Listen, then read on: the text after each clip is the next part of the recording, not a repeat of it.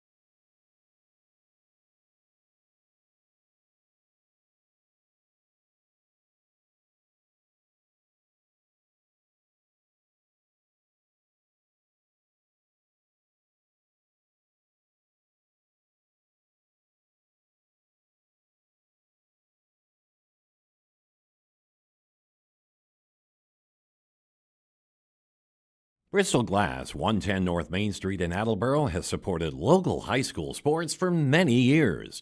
Bristol Glass has been chosen for glass replacement projects for home and business for over 60 years. From shower doors to auto glass and mirror replacement, Bristol Glass is ready to do the job. They accept most insurance plans and serve several communities around the Attleboro area. They're open weekdays from 8 a.m. to 4:30 p.m. You can contact them at 508-222-5810 and on the web at bristolglass.com.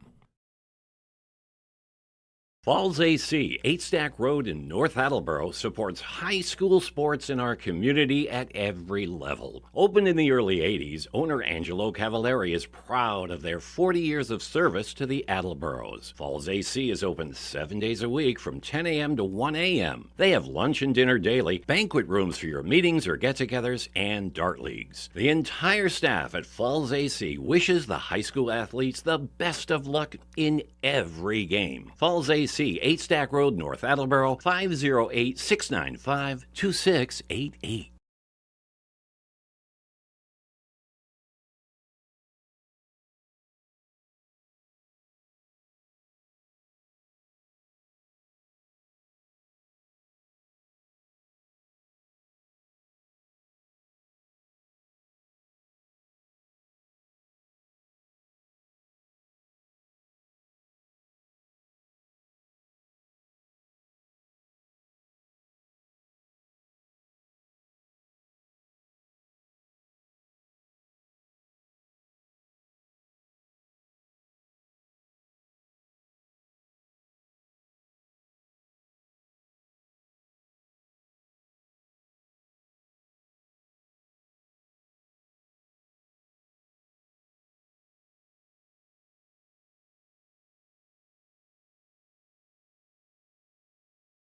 W.H. Riley is here when it comes to heating your home or business this winter.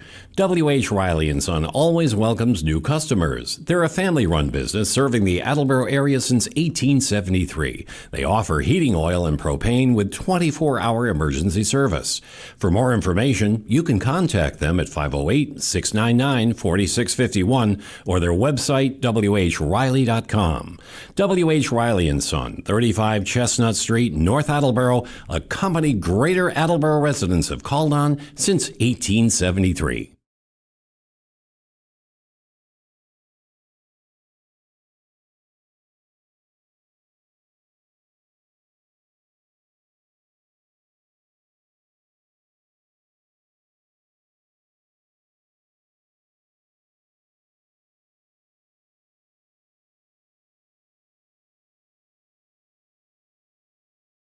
Claudino's Auto Repair, located at 310 South Main Street in Attleboro, is celebrating 30 years in the auto and truck repair business. Over the years, John Claudino and his team of mechanics have worked to build a long-lasting rapport with their customers, from oil changes to diagnostics, transmissions, and routine maintenance on foreign and domestic cars and trucks. Claudino's will keep your vehicle running. Claudino's Auto Repair, 508-226-8545 or at claudinosautorepair.com.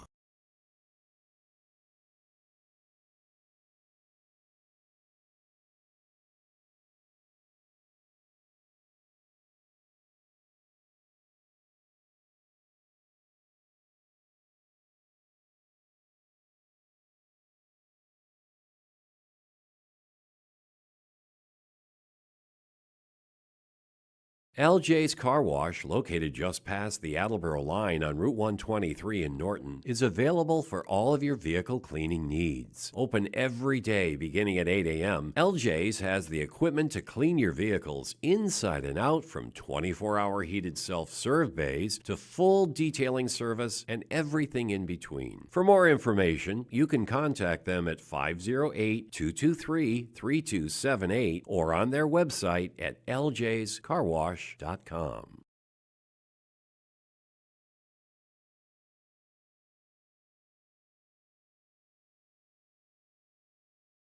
Does your back hurt after a long night's sleep? Has your mattress seen better days?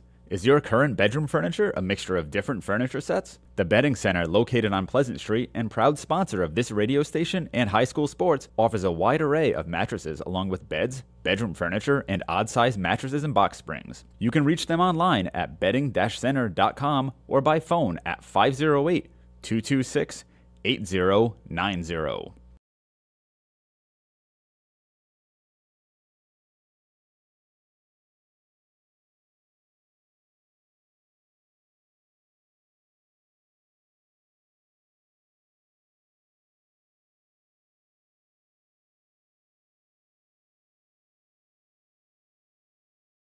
Thank you to Barrows Insurance for sponsoring programming on WARA 1320 AM. Barrows Insurance, a third-generation agency, has been proudly serving southeastern Massachusetts since 1977. They pride themselves on their relationship with clients, helping them find coverage to fit their needs. Barrows has access to insurance carriers across New England and the U.S. They'll get you coverage on everything from cars and homes to businesses. You can contact Barrows Insurance at 508-339-7260 or visit them online at barrowsins.com.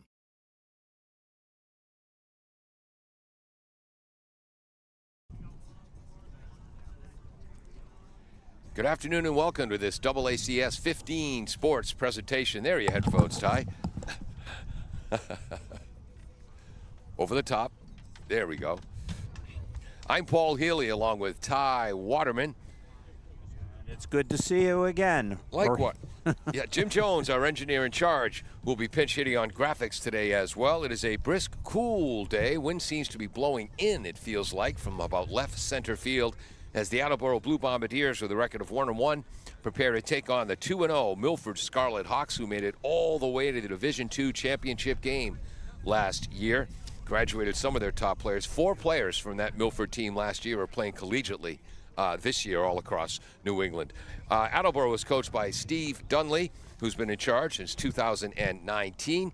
Milford coached by Alex Dion, who played for the Westboro High School Fighting Rangers with my nephew, Anthony Healy, who's tuning in today from St. Paul, Minnesota.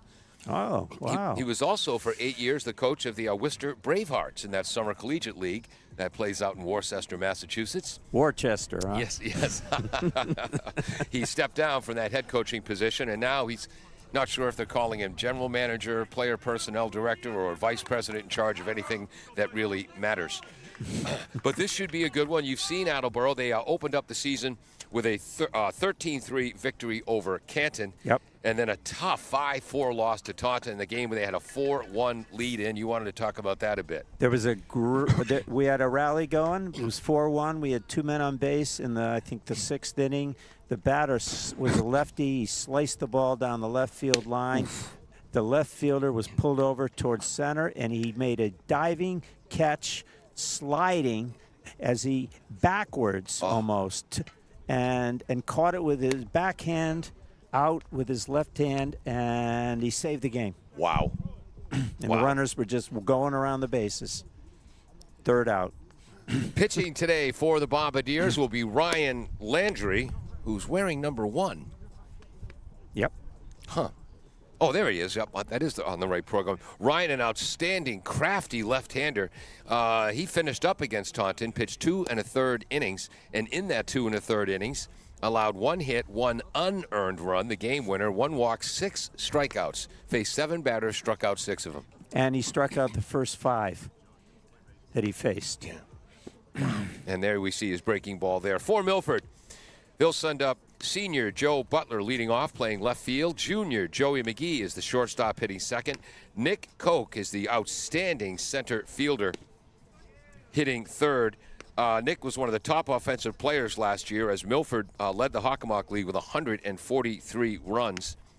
The Merrimack commit at the top of the order last year led the team with 29 hits, 5 doubles, a .349 batting average, drew 11 walks for a .433 on base percentage, 4 steals, led the team with 21 runs and 15 RBIs. Hitting cleanup is another outstanding player, Ian Carter. He'll play first base today. He's also an excellent pitcher.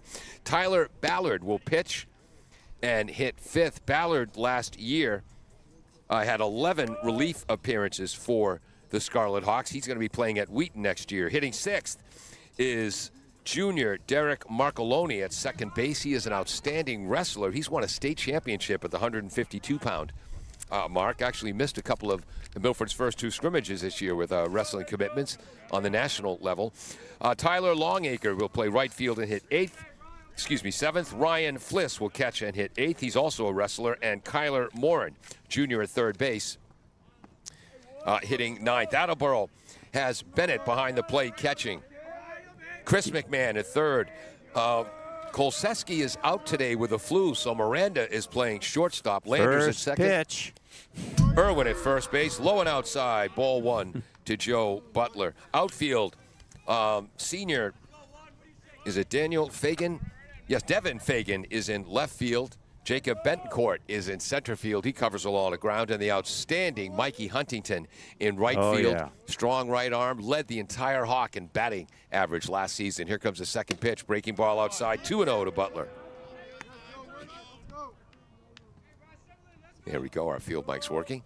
Butler wears number 1. He has the hood underneath his black jersey, which we might be needing later.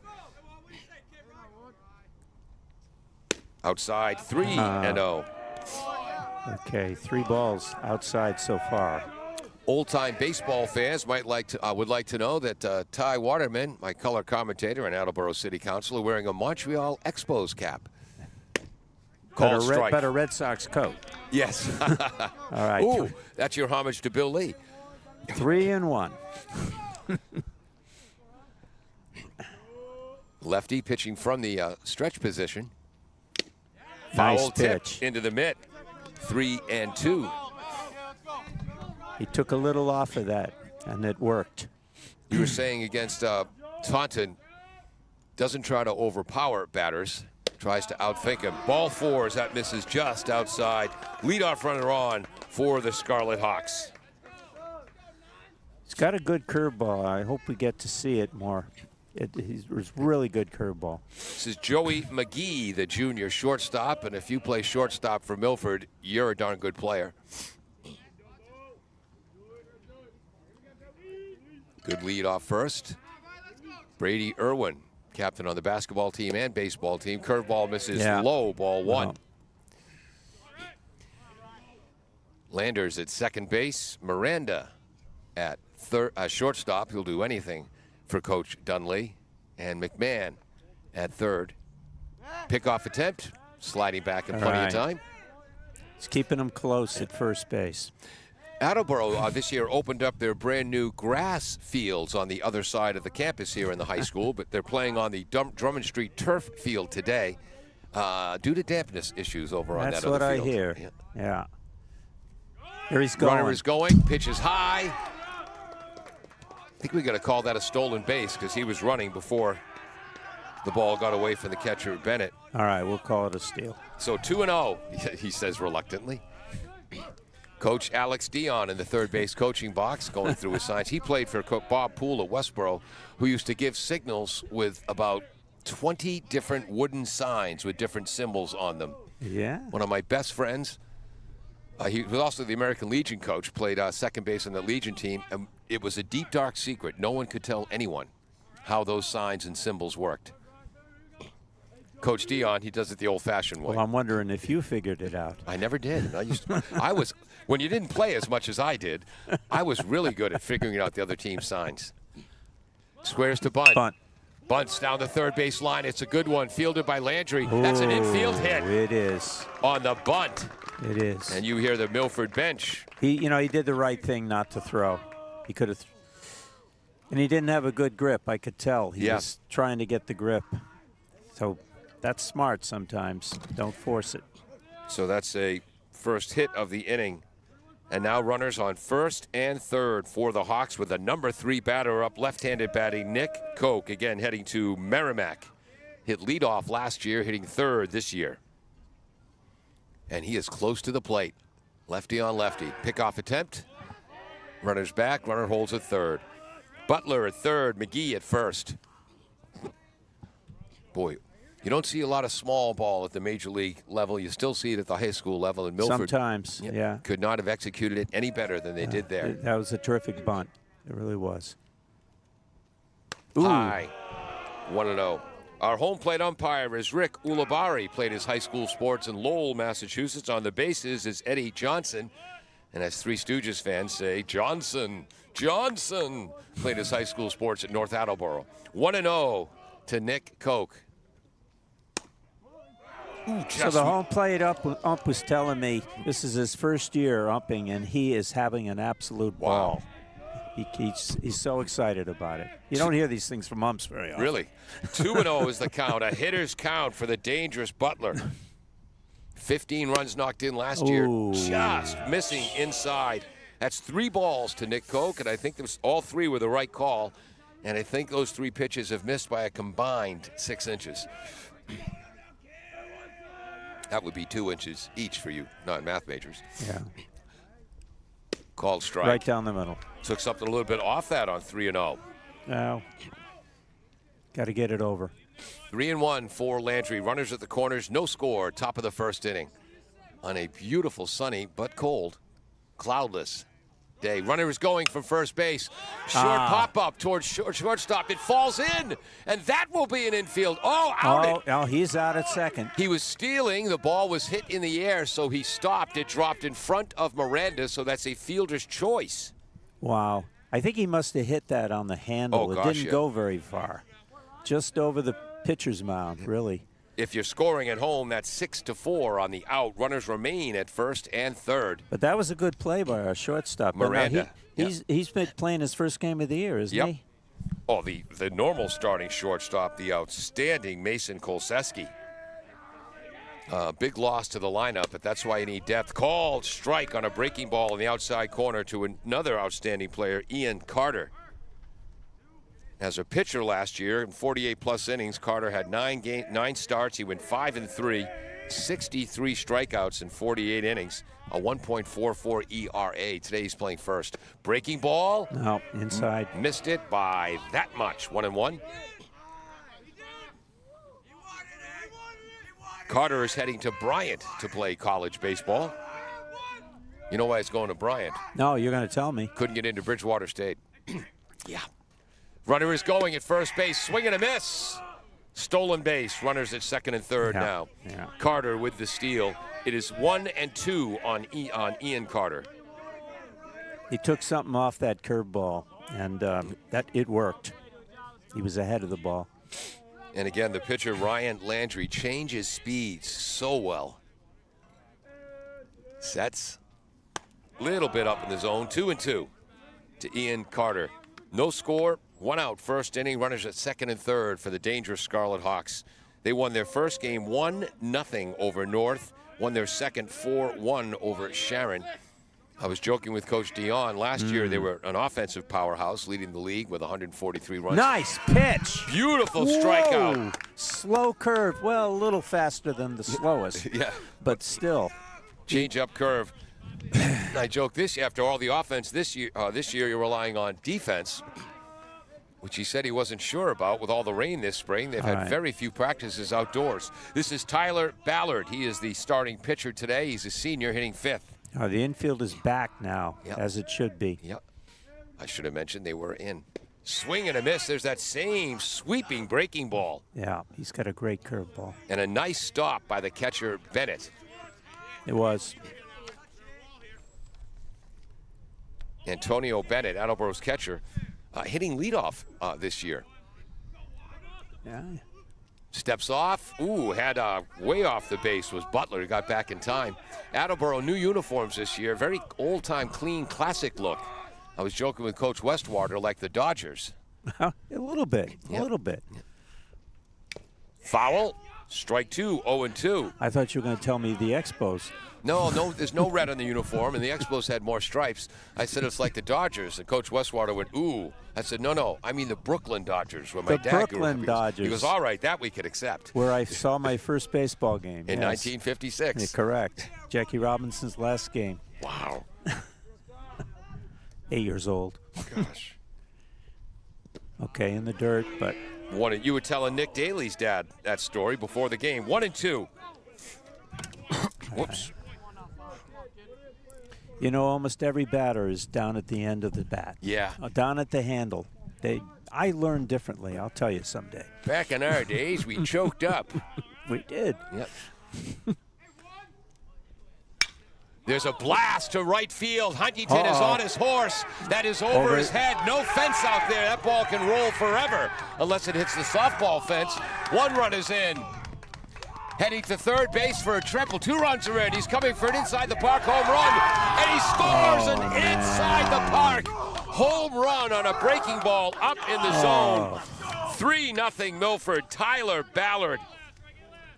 And again, there's a fence in left field, a low fence 340 feet down the line. That fence ends in left center. So in center field and right field, it has to hit the fence for the softball game. Yes, and that was way over Mikey Huntington's head. A 3-run homer.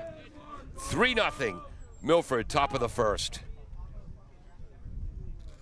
And 3 RBIs. What happened on that first pitch, Ty? Ball. Ball 1 to Derek Marcolini, the outstanding wrestler. Did not play baseball last year due to wrestling commitments. Missed it. Came back to play this year, starting at second base. Has won a state title. And has competed for the New England Championships and National Championships at 152 pounds. Catches the outside corner, 1-1.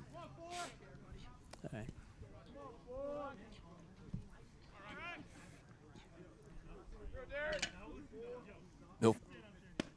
Little more heat on that. Catches the outside corner, 1-2. Milford's catcher, Ryan Fliss, also a outstanding wrestler. 1-2 here. And you couldn't have 2 more different sports than wrestling and baseball. Oh, well. Landry, nice, big breaking ball, strike 3. That was a off-speed pitch, the faster version of the off-speed. He's got a couple different speeds out there. For Milford, 3 runs on 2 hits, nobody left on base, and after a half inning, the Scarlet Hawks 3, the Blue Bombardiers coming to bat for the first time.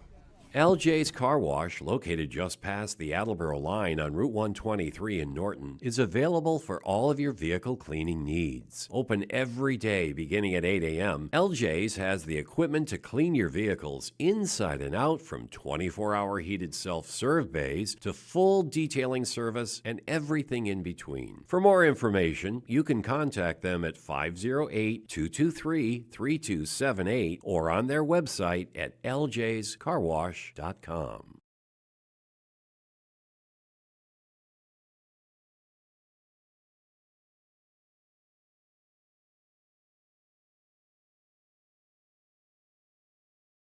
Does your back hurt after a long night's sleep? Has your mattress seen better days? Is your current bedroom furniture a mixture of different furniture sets? The Bedding Center, located on Pleasant Street and proud sponsor of this radio station and high school sports, offers a wide array of mattresses along with beds, bedroom furniture, and odd-sized mattresses and box springs. You can reach them online at bedding-center.com or by phone at 508-226-8090.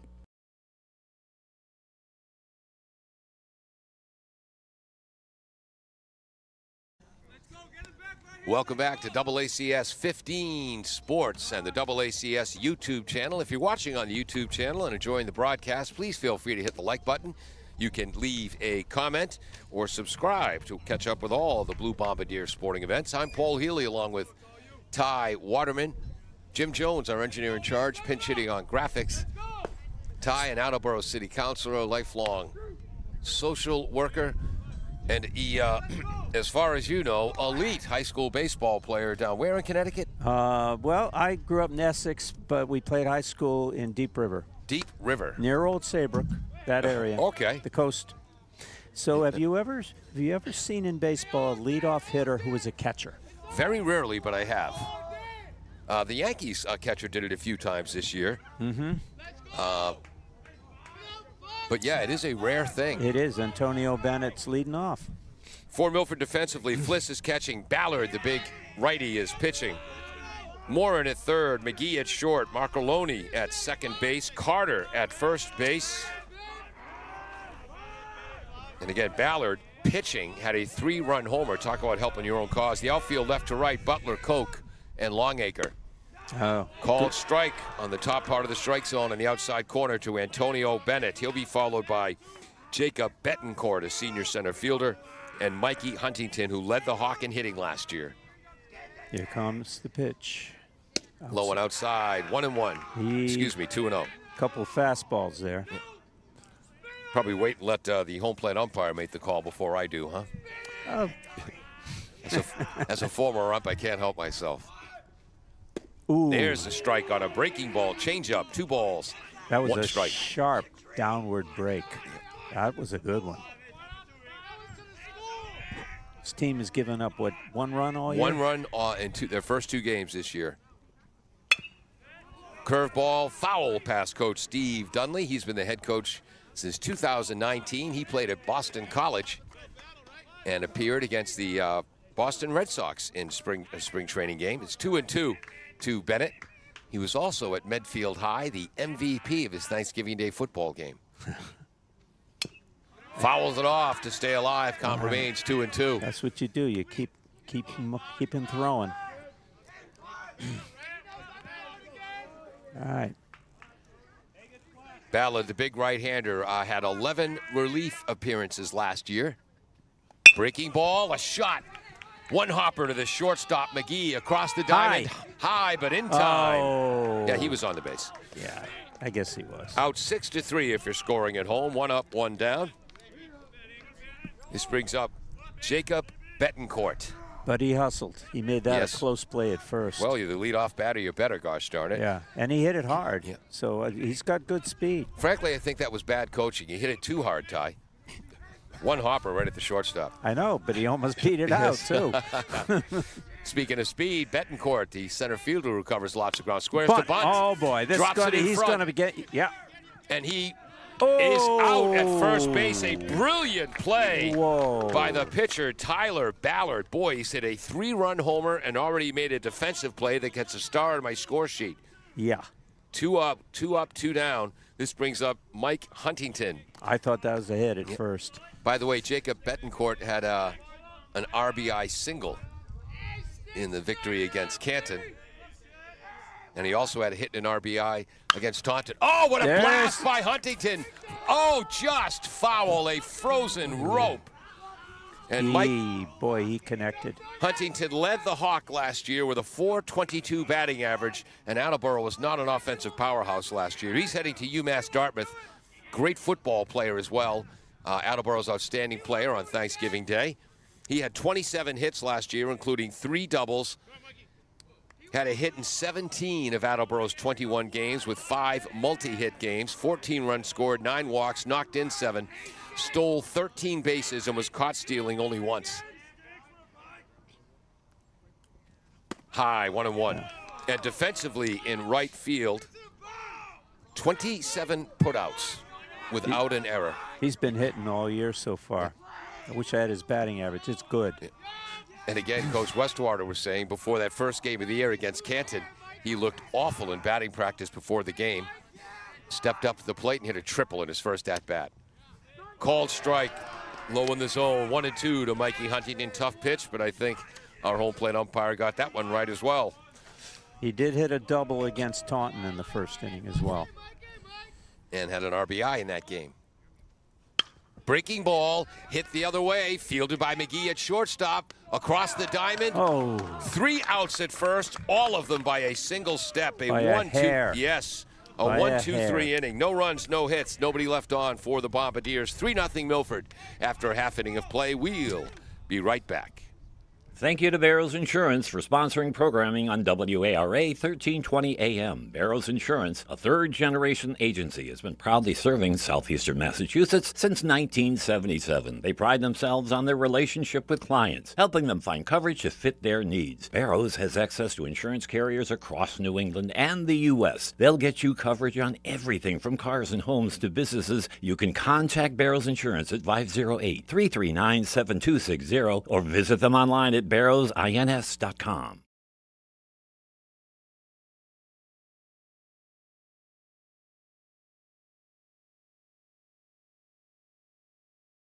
Got to be nice to him. He's the boss.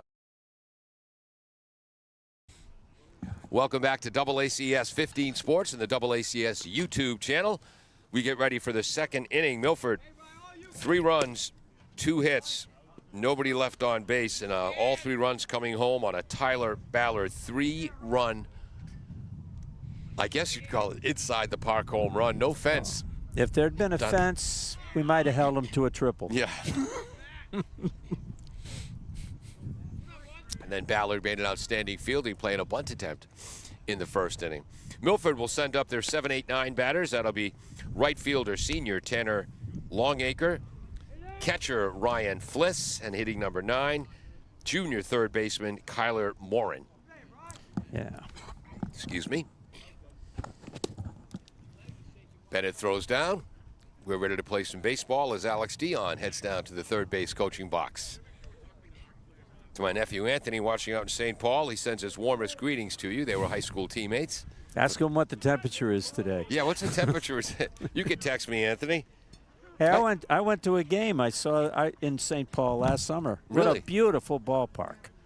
It was the highlight of my visit to Minneapolis. And they play outside again as God herself intended. Yes, they do. No stinking domes when I take over as benevolent czar. Another left-handed batter, Longacre.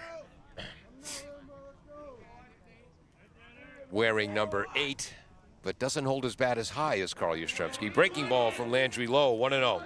Wasn't it great to see Carl come back and Yes. run across the field? 85 years old. Not so great to see his first pitch, which might have traveled 25 feet. Might have. But he was smiling. Yes. Call Nice strike, pitch. low outside corner, 1-1. It's a good fastball. Landry keeping both pitches low in the zone against Longacre.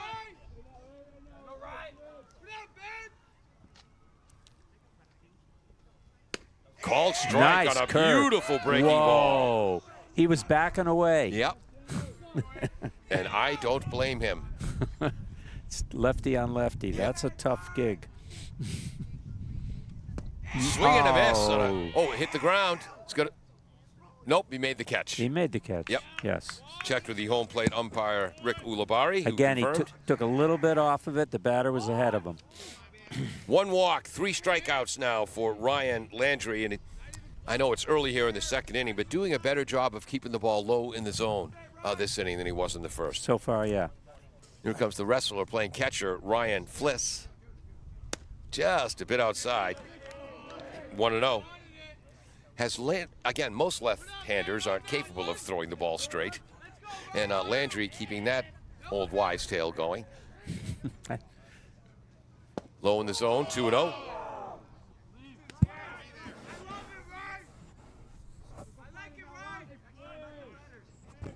Tyler Ballard, again, heading to Wheaton College. But Fliss is up now. We should talk about him. 3-0. Nice scoop by Bennett behind the plate. Wonder if the Wheaton coach is here today. Nope, I don't see him. They must have a game. They usually have a good team, don't they? Oh, they were an outstanding D3 team. Wow. Ball 4. That was a little wild. That's his second walk, and I cursed him. This brings up the number 9 batter, third baseman Kyler Morin. Right-hander hitting number 3, junior. Again, Attleboro's defense, McMahon at third, Miranda filling in for Kolseski at short. Landers at second, Irwin at first. Outfield left to right, Fagan, Betancourt, and the outstanding Mikey Huntington. Bennett catching. Ryan, So back in your day when you had lots of time to watch the game, yeah. did you ever figure out the signals of the opposing team? I did a lot, actually. There weren't as many back then. But, yeah, I did. And, again, back then, players coached the bases, not coaches. Called strike 1.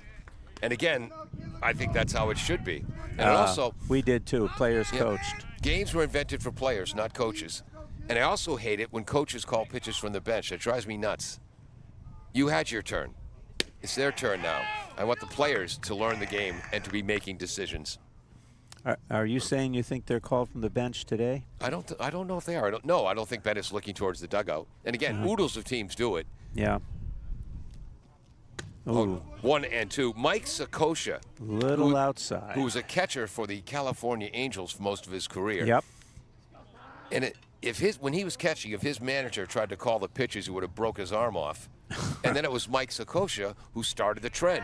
Pick off the temp back I was in going plenty to of time. say, he was a manager. Exactly. And then as a manager, he started the trend of calling pitchers from the dugout, and that comes to an end when I'm benevolent czar. I don't want someone, with 50 years of experience, an adult, challenging wits with a 16-year-old kid on the mound. Oh. Swing and a miss on a nice breaking ball. And he took off just enough. The guy was ahead of it. 4th strikeout of the game. That's a beautiful thing to watch. Yep, for Landry. Top of the order, this brings up Joey Butler, who walked on a full count his first time up and stole second, scored on the Ballard home run. So I'm watching this runner at first, see if he's going to try. Yeah. He's got three steps off the back. And He's going. Pitches outside. Bennett throws down. That'll be a stolen base. Oh, he had it. So that's Ryan Fliss with the steal, and you love it when you see catchers steal bases. I like to think I didn't call that one, but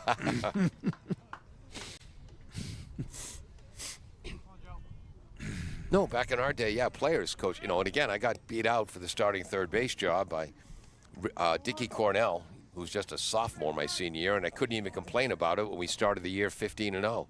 no, you couldn't. And the key to that 15-0 start was my third base coaching. Breaking ball is outside. What do we got for a count, Ty? 1-0. Thank you. Oh, no, he's 2-0 because he stole 2-0. on the first pitch. That's right, it was. Excuse me. Yep. Don't confuse Jim Jones. Big lead. Landers, the second baseman, trying to keep him close. Outside, 3-0. Just so the fans know, we don't yet have a scoreboard over here because there's a scoreboard over At the new grass at field. the new grass when it dries out. Yeah. And the girls are playing on their field, but the baseball field is a little bit lower by sea level measures, and that's wetter than the girls. Pop up, out of play, towards the... Suggestion to the fans, don't park too close. Yes. Towards the, what we call the Bristol Glass parking lot. Yes, but it hopped over the first row of cars. Yeah. I didn't hear any kerplunk. 3 balls, 1 strike. So we had the green light on 3-0. Ooh. Foul tip into the mitt. That was a good fastball. 3-2. Should have mentioned that. Again, green light on 3-0. I love it. And that's a good play for the catcher. When that ball gets foul tipped and he's got it, good for him. Shortstop is deep. That's Miranda. Runner is going. Call, strike three. Inside corner fastball. Nice. Struck out the side. Yes. So that's now 5 Ks. 5 Ks in 6 outs. We'll come back. Yep, Joe Butler didn't like that call.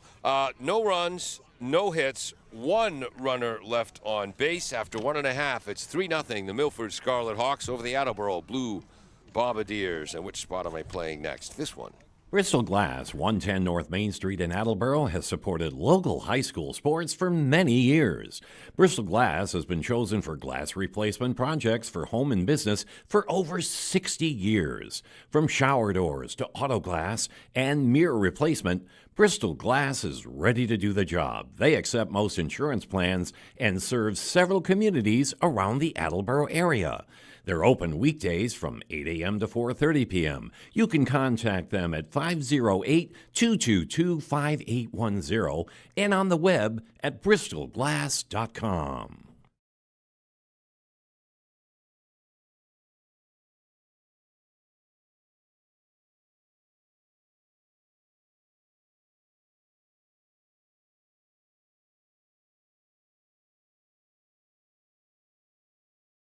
Yeah.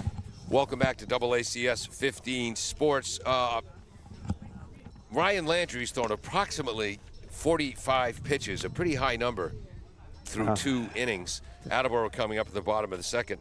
That's about 4 innings worth. Ballard on retired the average. side on just 10 pitches in the first inning.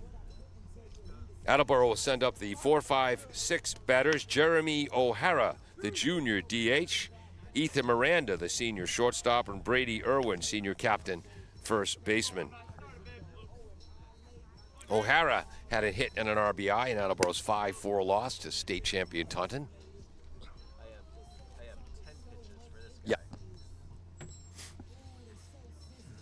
Also, it is a cloudless day with our backstop camera. No. Even if you're not a baseball fan, when the clouds are out, we encourage people to put on a Moody Blues album. Not a cloud in the sky. Turn down our volume and just watch the clouds waft across the You know sky. what they call this in Montana? Montana sky. Oh, yeah. Every day. Yeah. I lived out there. The righty Ballard against the righty. Ooh, fastball fouled back. Little something on that pitch. He's got a good fastball. Ooh, and that did catch the car in the Bristol Glass parking lot. I didn't hear a. Oh, I did. No, it didn't hit the glass. Okay, that's what I was wondering. And she's getting out to look at the car for damage. That's a shot. Beautiful play by Morin at third base. What all a the way play. across the diamond. That's a double he took away. And once again, we put a star in the scorebook. And once again, poor coaching by Steve Dunley as the Bombardiers they're just hitting the ball too darn hard. Ty, I put two stars. Wow. So what's this gentleman's name at third base? That is Kyle Morin. Kyle Morin, yep. Big name in Attleboro.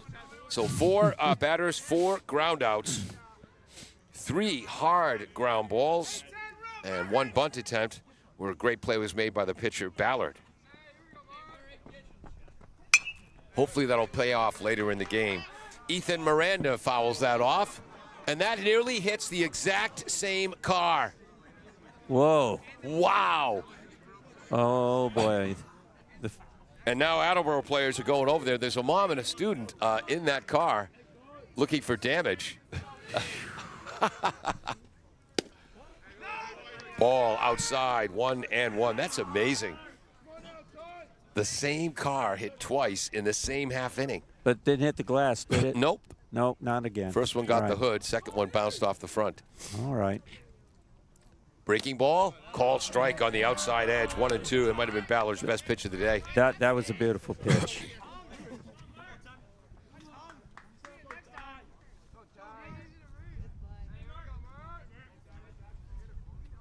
Breaking ball, foul. Scooped up by Morin. Oh, okay. 2 strikes.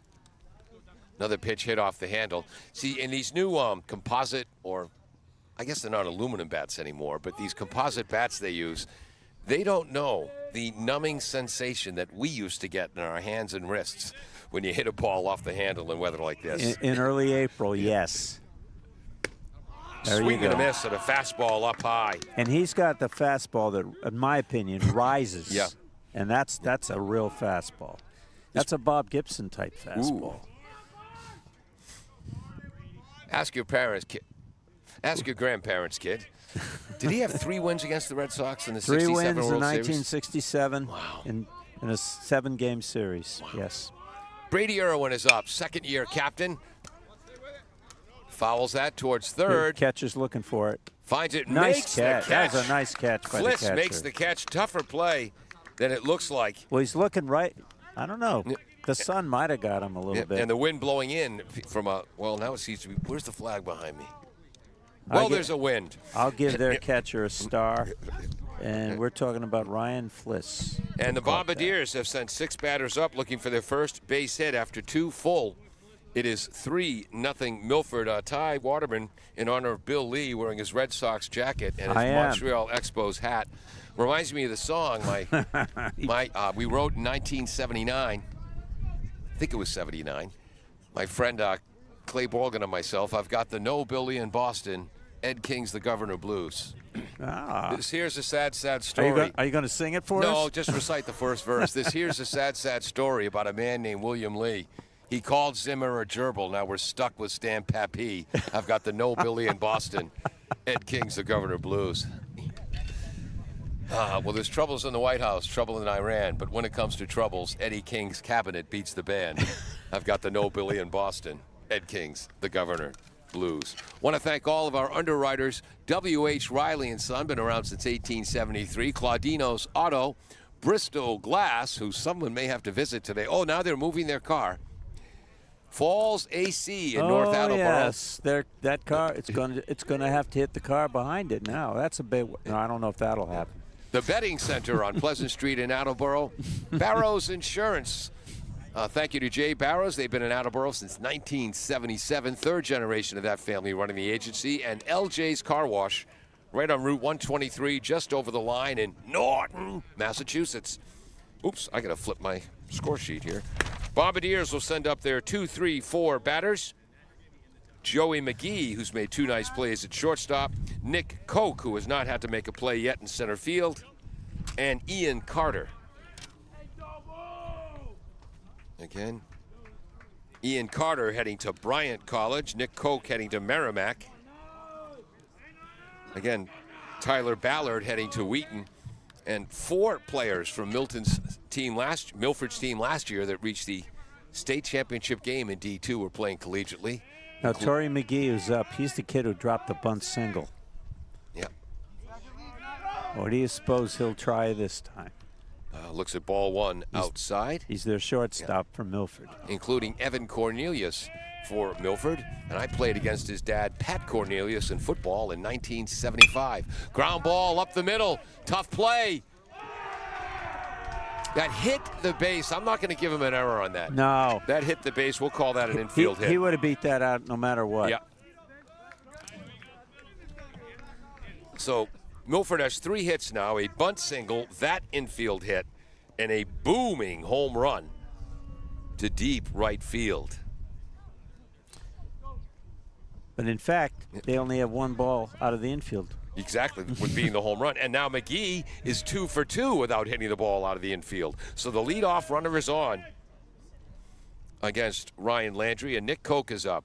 Reached on a fielder's choice, stole a base, and scored. Did you catch that pitch? Was it a ball or a strike? I would have called it a strike. I'm not sure he did. We'll wait for our umpire to tell us what the count is after this pitch. Hit him. Ooh, we know the count.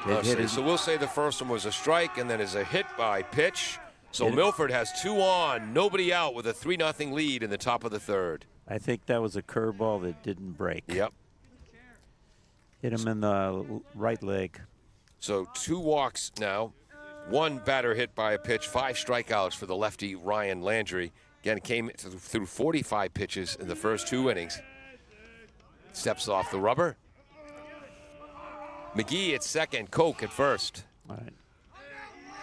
Carter struck out first time. He's bunting. Pops it straight up, let it go foul. Foul. And it does. We admire the hustle of Bennett trying to catch that, but you can see the backspin. Let that baby go foul. This is one of the teams, Taunton might be the other one, who really bring back the bunt game. Oh, gosh, yeah. You know, Yep. and I respect that. So do I. They make it work. Especially early in the season with teams have spent most of the year practicing inside. Make the defense make a play. 0-1 to Ian Carter. Heading to Bryant. First baseman's in. Irwin. Way outside in that breaking ball, 1-1. Interesting red, white, and blue bat that Ian Carter uses. Wears number 6. So how long have they been using this type of bat? I'm not sure. I don't remember seeing it 2 or 3 years ago. I think it's fairly new.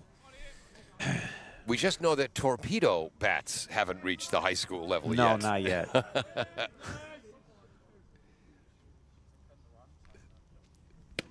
Nice call, yes, call curve. strike, 1-2. Beautiful curve. I loved Red Sox Alex Bregman, their new player.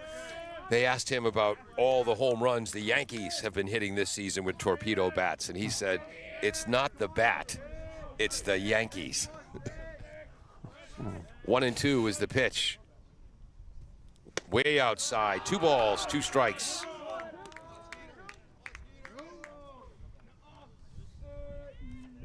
McMahon at third, Miranda at short. He and Landers at second at double play depth. Big pitch. Irwin at first base has now moved behind the runner. 2-2 to the outstanding Ian Carter. All right. Steps off. All right.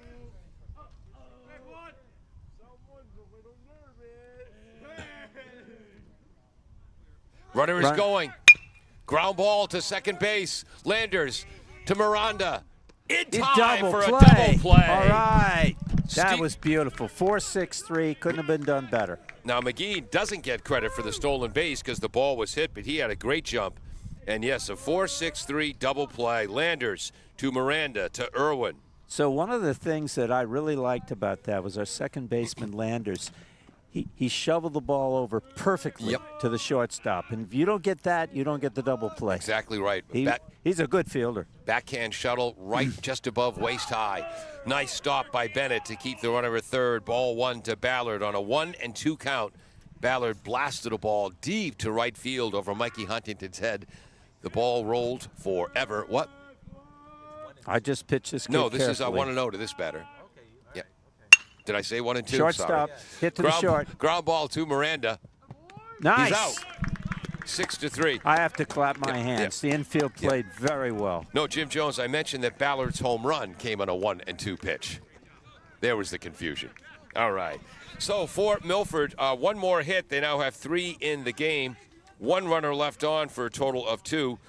3 runs, 3 hits, 2 runners left on base, no Attleboro errors. Bombardiers looking for their first hit as we head to the bottom of the third. 3-0 Scarlet Hawks. Falls AC, 8 Stack Road in North Attleboro, supports high school sports in our community at every level. Opened in the early 80s, owner Angelo Cavallari is proud of their 40 years of service to the Attleboros. Falls AC is open 7 days a week from 10 a.m. to 1 a.m. They have lunch and dinner daily, banquet rooms for your meetings or get-togethers, and dart leagues. The entire staff at Falls AC wishes the high school athletes the best of luck in every game. Falls AC, 8 Stack Road, North Attleboro, 508-695-2688.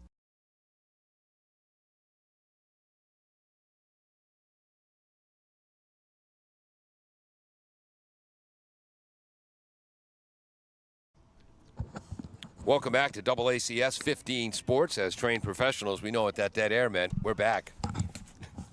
Okay, we're back. Attleboro will send up their 7, 8, 9 batters. Devin Fagan, the left fielder, Aiden Landers, and Chris McMahon, all seniors. In fact, this Attleboro roster has 14 seniors on it.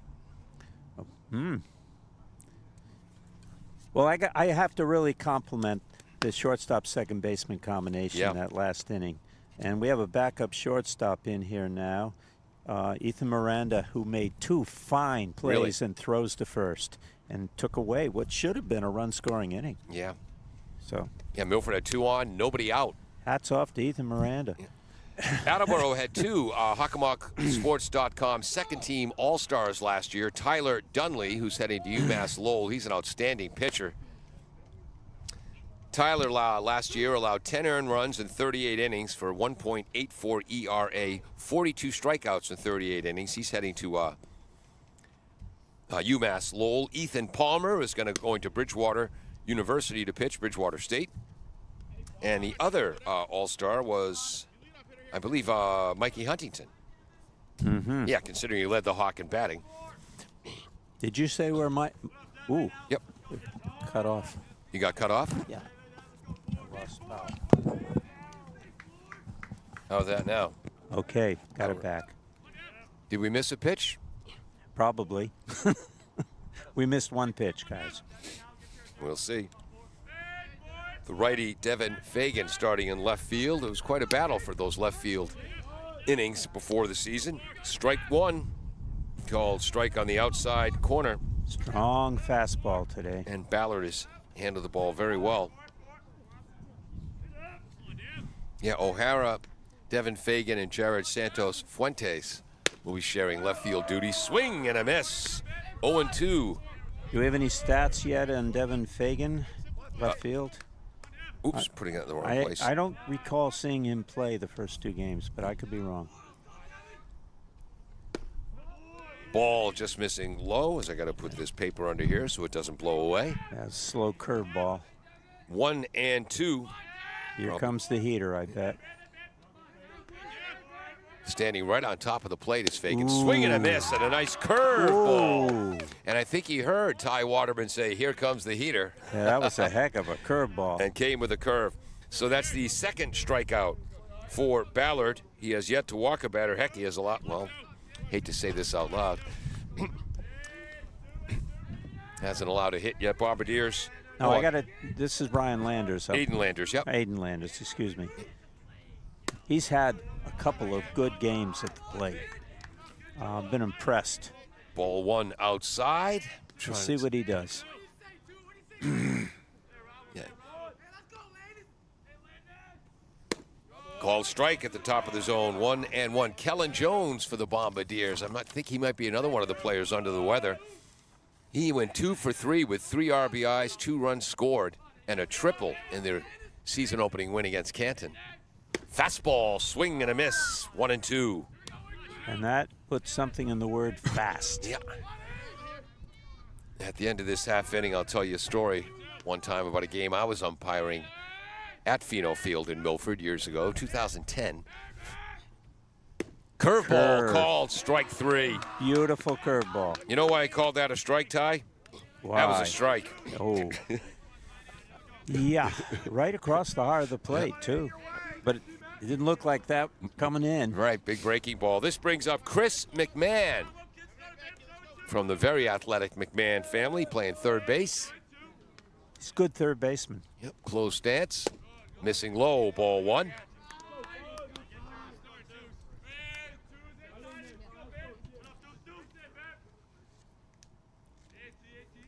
Okay, getting ready for the pitch. Fastball, grounded back. Ballard makes the play, his second assist of the game. And he's faced 9 batters. He has retired 9 batters. After 3 full, 3-0 Scarlet Hawks, and what a day for Ballard.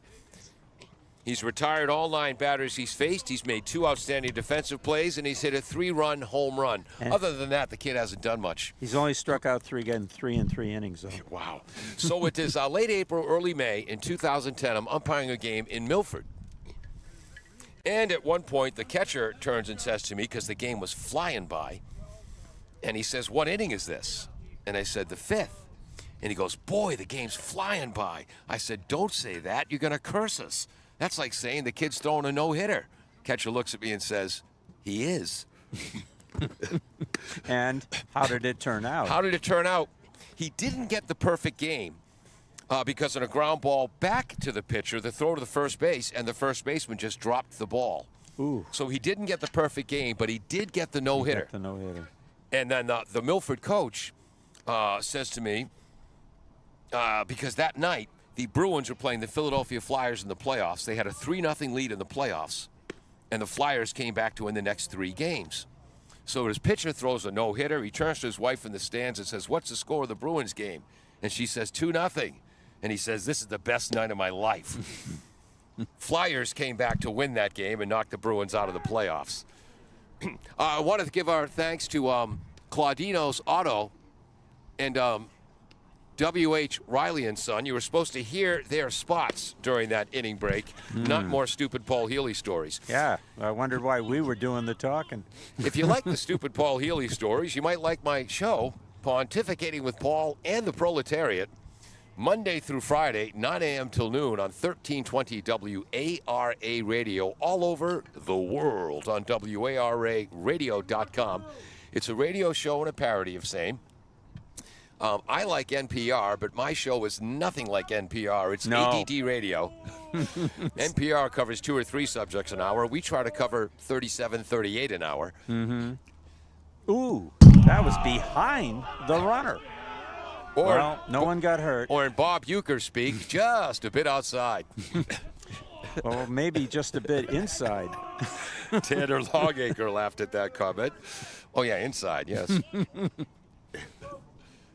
Follows that up with a pitch fouled back on the outside part of the strike zone. 1-1.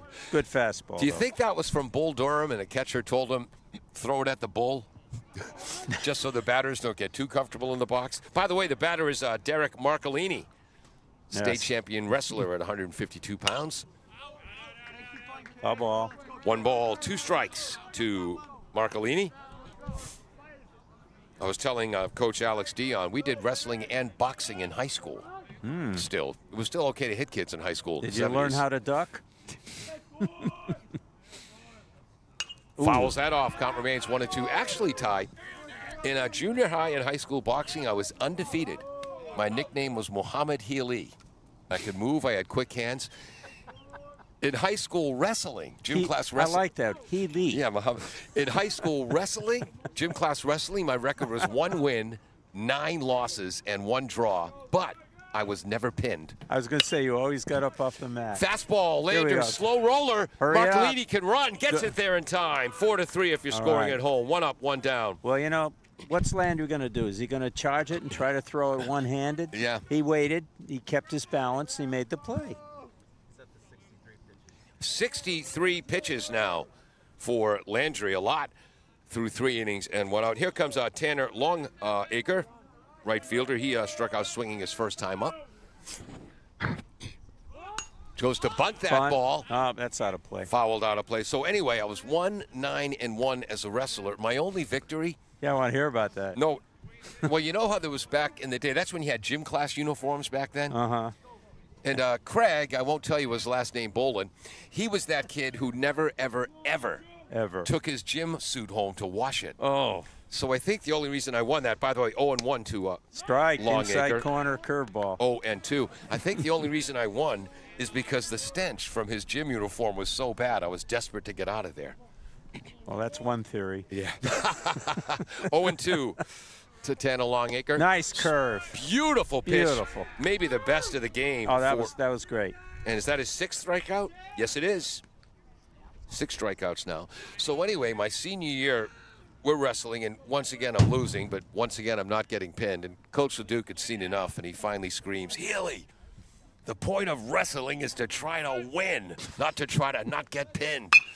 A shot to right from nice Brady play. Irwin Brady. robs. He just reached up. Oh, gone. Robs Ryan Fliss of a base hit. That gets a start. L3 if you're scoring at home. 3 up, 3 down. The first 1-2-3 inning for Landry, who is now up to 64 or 65 pitches. No runs, no hits, nobody left on. But for the game, through 4 at-bats, Milford has 3 runs on 3 hits, 2 runners left on base. Bombardiers coming up at the bottom of the 4th, looking for their first, I tell you, base runner. 3-0 Hawks. We'll be. By the way, in case you're questioning my toughness, Milford fans, I did play high school football against Howie Long and Pat Cornelius.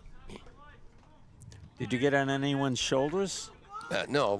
My junior year, they were the only team to beat us. We went 8-1-1. My senior year, we were the only team to beat Milford. Milford went on to win the Super Bowl that year, and that's back when there were only 2 Super Bowls, large school and small school. Well, you'll have to tell me about Howie Long later. He clipped me. W.H. Riley is here when it comes to heating your home or business this winter. W.H. Riley & Son always welcomes new customers. They're a family-run business serving the Attleboro area since 1873. They offer heating oil and propane with 24-hour emergency service. For more information, you can contact them at 508-699-4651 or their website, whriley.com. W.H. Riley & Son, 35 Chestnut Street, North Attleboro, a company Greater Attleboro residents have called on since 1873.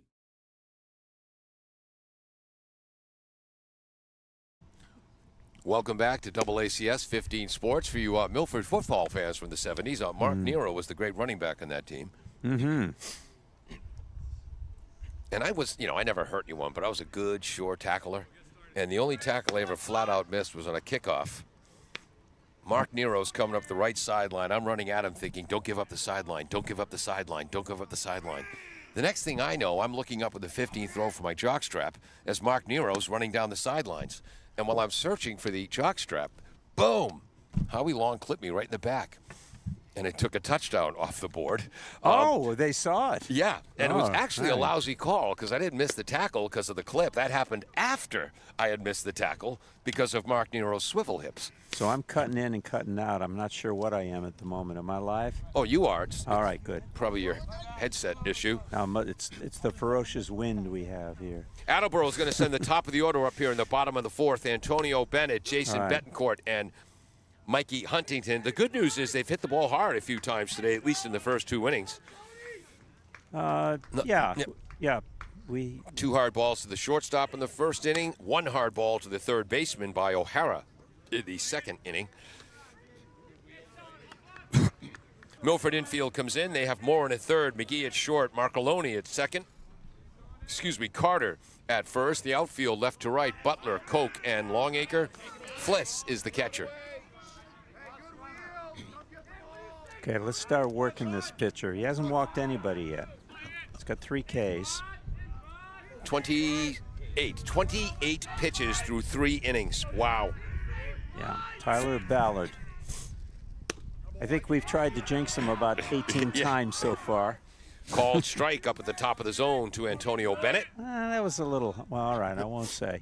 Hey, you're calling over 300. Yes, that's the first pitch we've even come close to questioning today. Swing and a miss, and that one was out of the zone. 0-2 to Antonio. That was a little high. But to his credit, he has a rising fastball. Yeah. Coach Westwater at first base saying, don't try to do too much. Just breaking ball, foul to stay alive. If he was left-handed, I'd say that was a Bernie Carbo-like swing. This kid is right up there with one of the best high school pitchers I've seen so far. Wow. He is. And Ian Carter might be even better, believe it or not. He's playing first base today. Breaking ball is your classic 59-foot breaking ball to make it 1-2. Caught on one hop. Yes, by the catcher Fliss. Close to the plate. The plate is Betancourt. Excuse me, is Bennett. Foul down the first base line. Check swing again. That rising fastball. 1 ball, 2 strikes. Good job staying alive by Antonio Bennett, leadoff hitting catcher. My brother John might have done that a few times at UMass. All right. Here we go with the pitch. There's a shot towards right field. It's over the barely glove. into the outfield. 2 inches over the second baseman's head. Actually, a bit of an exaggeration, not a shot. It was kind of off the handle, but Bennett got enough on that for the Bombardiers' first hit of the game. To his credit. Yep. Yeah. All right, gang, we will not see a perfect game. Or no-hitter. This brings up Jacob Betancourt, who tried to bunt his first time up. An outstanding play by Ballard to record the out at first. It was. That would have been a hit 9 times out of 10. Big lead by Bennett. He's going on He's the first pitch. Ball gets underneath the glove of Fliss. And he was stealing on the pitch, so I think we're calling that a stolen base. I'm going to call it a steal. They wouldn't have had him. Yep. He had a good break. Again, if the ball got by him, then he ran, then we'd have to make the decision wild pitcher pass ball. We'll call that a steal. So are we the official scorers? As far as they know. The home book is technically the official scorer. But yeah. again, Ballard only thrown 28 pitches through 3 innings. Pop up. Foul. Third. Attleboro players moving out of the way. Morin gets under the ball. You can see the wind take it late. Yeah. Foul to third. Did he drop it? Not that No, he made the catch, and then taking it out of his glove, it fell out. Yeah, well, he caught it. Hold on. He dropped that. They're calling that a drop? He dropped that, so that's a strike. Ooh, I thought that. Whoa, what do you know? So, and I've lost track of our count. It's 2 strikes for sure. Okay.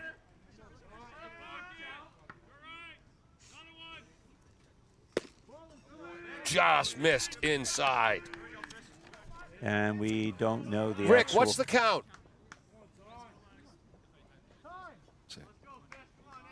Thank you very much. 2 balls, 1 strike. That's our fault, not his. We distracted Jake Betancourt, too, as he stepped out of the box. You distracted him. Good point.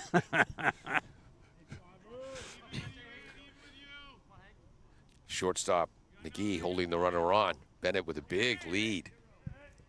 Breaking ball, that's popped up to third base. Shortstop McGee coming over behind. Marin and makes the catch just off the infield grass. He's 6, it goes down. So is that an error on the drop foul ball? You know, it has to be, because that was highly catchable. I think let's put one in. I think it was. Yeah. E5 in that case. I don't know if the official ruling is if it's only ruled an error if the batter goes on to reach base. I'm not sure. Mikey Huntington, 6. In the major leagues, that'd be an error. Okay, grounded out to shortstop. Ball just missing outside. Good eye for Mikey Huntington. Again, led the Hawk last year with a .422 batting average. 7 runs knocked in, 13 steals and 14 attempts. Led the team with 14 runs, and Attleboro didn't score a bunch of runs last year. 1-0. Way outside. 2-0 to Mikey Huntington. He's trying to throw curves more. I don't think he wants to throw a heater to this guy.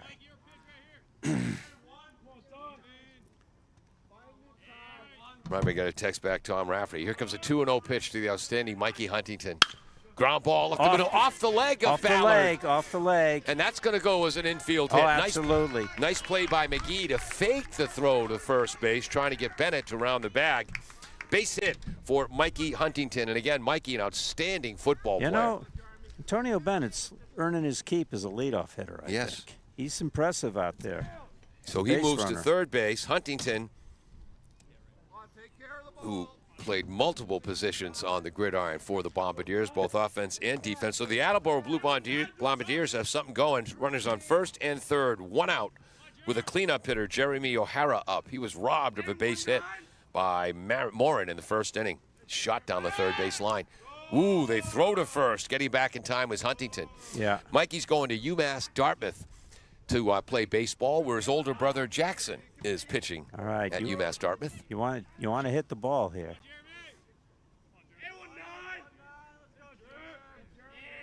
Back to first base again. Yep. You think Jeremy O'Hara knows that the great Fred Lynn wore number 19 when he played for the Boston Red Sox? Speaking of the 75 World Series. The honest answer is no, I don't. Where was he in 1975? Runner is going at first. He's off. Called strike. They're throwing. Shortstop comes in and cuts the play off. Stolen base. Runners at second and third. Nice defensive play. That would have fooled a lot of people. McGee coming in to cut that off. But it's also good base running by Harrington. Yep. So what's the count to O'Hara? Boy, I'd lost it. Have you? Don't ask the ump. No. He'll signal after this pitch. Oh, you remember when people used to have scoreboards? Second and third, 1 out. Attleboro trails 3-0. Curveball called strike. Oh, that was hittable in my opinion.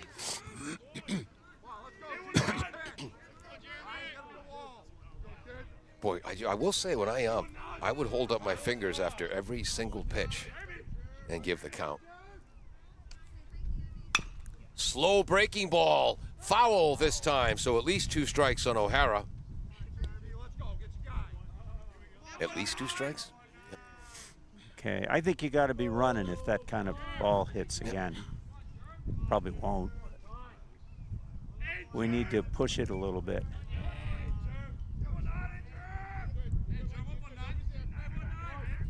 No one holding the runner at second. Breaking ball stays outside. He held up. He was thinking about it. So it's at least 1 and 2. Could be 2 and 2. Could be. Don't worry, it's only my job to keep track of these things. No biggie. Your job, yeah. I will say though, you gotta. Again, I would make sure I gave the count after every We have at single least pitch. 2 strikes. Here's the pitch. Fastball, swing and a miss, strike 3. 2 outs now with runners on second and third. Clutch strikeout. That's the 3rd of the game. Nope, 4th of the game. He had a heater that time. He hasn't walked anyone. You can't count on a walk in a game like this. Steve Dunley coming up to give Ethan Moran. Oops. What's going on? Hold on here. This is pinch hitter number 9. This is Ethan Palmer pinch hitting for Ethan Miranda. And I'm not sure about re-entry rules. I'm not either. What do we know about? We know Ethan Palmer is an outstanding pitcher. We know he's going to Bridgewater State. Yeah. Where I was the first scrum half in the history of Bridgewater State College rugby in the fall of '79. Whoa! Wild pitch. Here He's comes coming the home. runner home. The throw, safe. He's safe. He is safe. He stuck his arm out. Couple of things That on was that. close. Yep. Ty Waterman, that's our first flinch of the year as the ball hit the backstop right in front of you. Yeah, and I did flinch. We're going to call that a wild pitch. The run scores. It's now 3-1. Moving to third base is Huntington. The count is 1-0 to Ethan Palmer. Stick a WP up Yep. there in Bennett's box. Wild pitch. Number pitch. Here. Oh, a shot Right up the middle. middle. Right up the middle. It's through. Base hit. Huntington scores. It is 3-2. These are clutch hits. A base hit to center field. 1 RBI for Palmer, I believe his first of the year. Ethan Palmer. And we have any information how he's hitting? Nope, it's only 2 games in. Coach Dunley will give us the stats as the year gets farther along. Here comes Brady Irwin. The first baseman fouled out to the catcher his first time. Breaking ball, stays with that, hits it to right center field. Coming a long way to field it is Longacre. Getting to third base. That was the longest single of the year. Getting to third base is Ethan Palmer. Base hit for Brady Irwin, Bombardier's 4th hit of the inning. And the tying run is 90 feet away. And you were talking about a perfect game. And now we have a pinch runner. And again, Irwin can re-enter. And I think Ethan Miranda is going to be able to re-enter at shortstop as well. So the question arises, Yep. Can Ethan Palmer play again? The pinch hitter got the hit. I think only at that 5th spot in the order. The pinch runner is number 20 for the Bombardiers. And let me look at my list here. I don't have a 20 on my roster. Might be Noel Cameron or Isaiah McCone. I'm looking. Yeah, no, No. This is the Hawk Sports printout. It's not there. It's not there. Hold on 1 second. We Who's don't have number it. 20? Oliver? Thank you. Okay, is there an Oliver on the roster?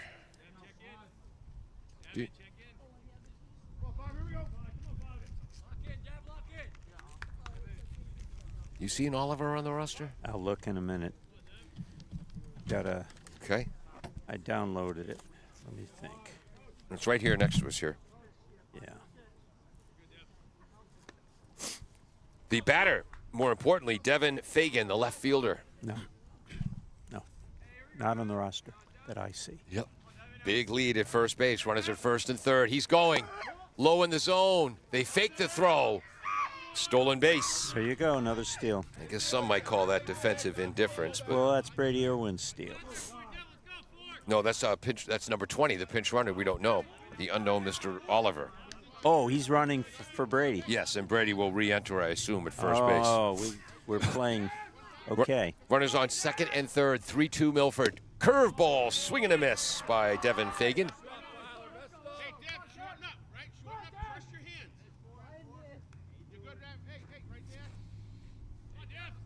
Big spot in the game. Lead Yep. run at second. Alex Dion looking on intently. Breaking ball, swing and a miss, strike 2. So I guess that means the first pitch was a ball. 1-2. Yep, thank you, Jim. That was a nasty curveball. Yes, it was. Sharply breaking down. Oh, I couldn't have hit that. Runners are second and third, 2 outs. Slider almost, it looked like, in the dirt. Yeah. Nice stop by Fliss. It's 2-2. He's breaking them. I think he might throw as many pitches in this inning Oh, he as is. he's thrown in the first 3, which was just 28. Well, we will find out soon. To the set. Infield back. Outside. Yeah, he's struggling. There's 3 and no 2. doubt about it. He's struggling. Again, Ballard, last year, 11 relief appearances for the Scarlet Hawks. Is this full count? Yes, it is. Okay, full count. Base is not loaded. Ooh. Curveball, called strike 3. You don't look at, Devin, the last one to know. oh, boy. The 5th strikeout of the game, and that was a beautiful pitch by Tyler Ballard. Well, we got 2 runs. For the Bombardiers, 2 runs on 4 hits, 2 runners left on base, and after 4 full, the Scarlet Hawks 3, the Blue Bombardiers 2. Jim, do you have a pitch count? Landry 67. Yeah, Landry, how about for Milford? 53. 53 pitches now for Tyler Ballard. And one error. And we'll be right back. Thank you. Claudino's Auto Repair, located at 310 South Main Street in Attleboro, is celebrating 30 years in the auto and truck repair business. Over the years, John Claudino and his team of mechanics have worked to build a long-lasting rapport with their customers, from oil changes to diagnostics, transmissions, and routine maintenance on foreign and domestic cars and trucks. Claudino's will keep your vehicle running. Claudino's Auto Repair, 508-226-8545, or at claudinosautorepair.com.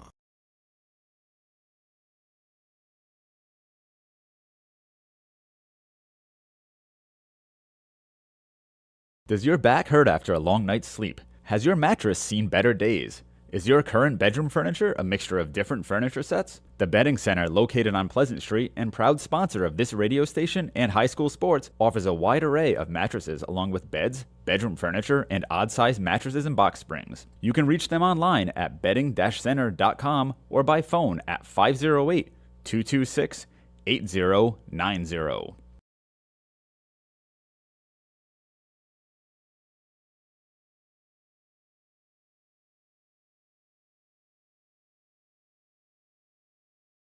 Welcome back to AACS 15 Sports. I'm Paul Healy along with Ty Waterman. back to where we go. Jim Jones, our engineer in charge, pinch hitting on graphics today and learning some baseball as we go along. And learning pitch counts for us. If you need any electronic device ever made, repaired, Jim can do that for you. Is this a free ad? Yes. Jim has never won a trivia contest in the subject of sports ball, much to his wife's delight. He has also never spit chewing tobacco or sunflower seeds on their living room rug at home. Milford will send up top of the order. Oh no, Kyler Morin, the junior third baseman, with one fine defensive play today, struck out swinging in the bottom of the second. We're in the top of the fifth. That was a good fastball. We were just wondering how's he going to fare with 68 pitches, but that was a good pitch. Ball strike one. Here we go. To the right-handed batting Morin. Inside, one ball, one strike. Sharp break.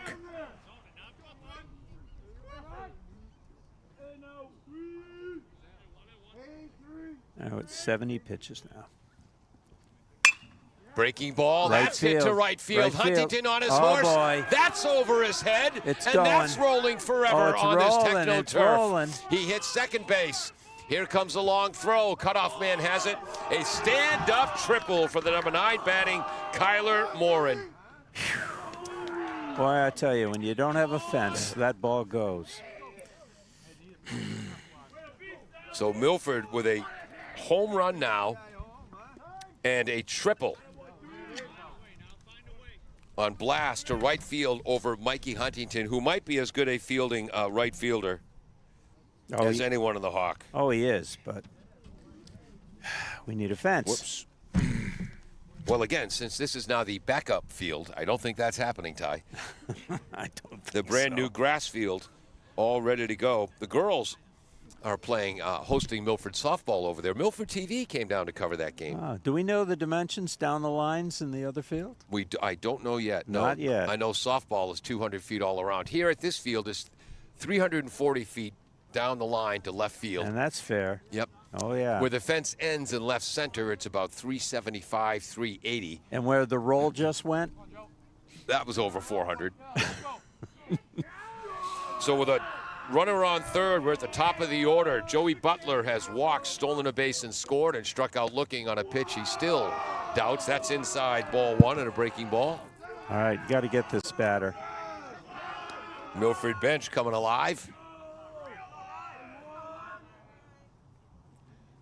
The lefty, Landry, up the middle. Oh. The infield was in. If the infield is back, Landers makes that play. That's a base hit and an RBI for the leadoff hitting Butler. 5-3 Milford.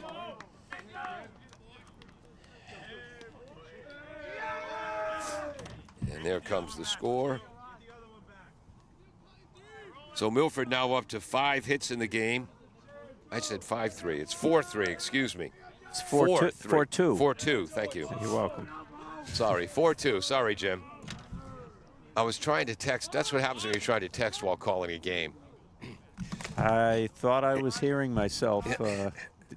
Did I score wrong or something? Ball one out. So it is 4-2. Yes. Milford. It's a 2-run lead. Hey, Paul, how about a fewer stupid Paul Healy stories and more accurate information? Can you do that?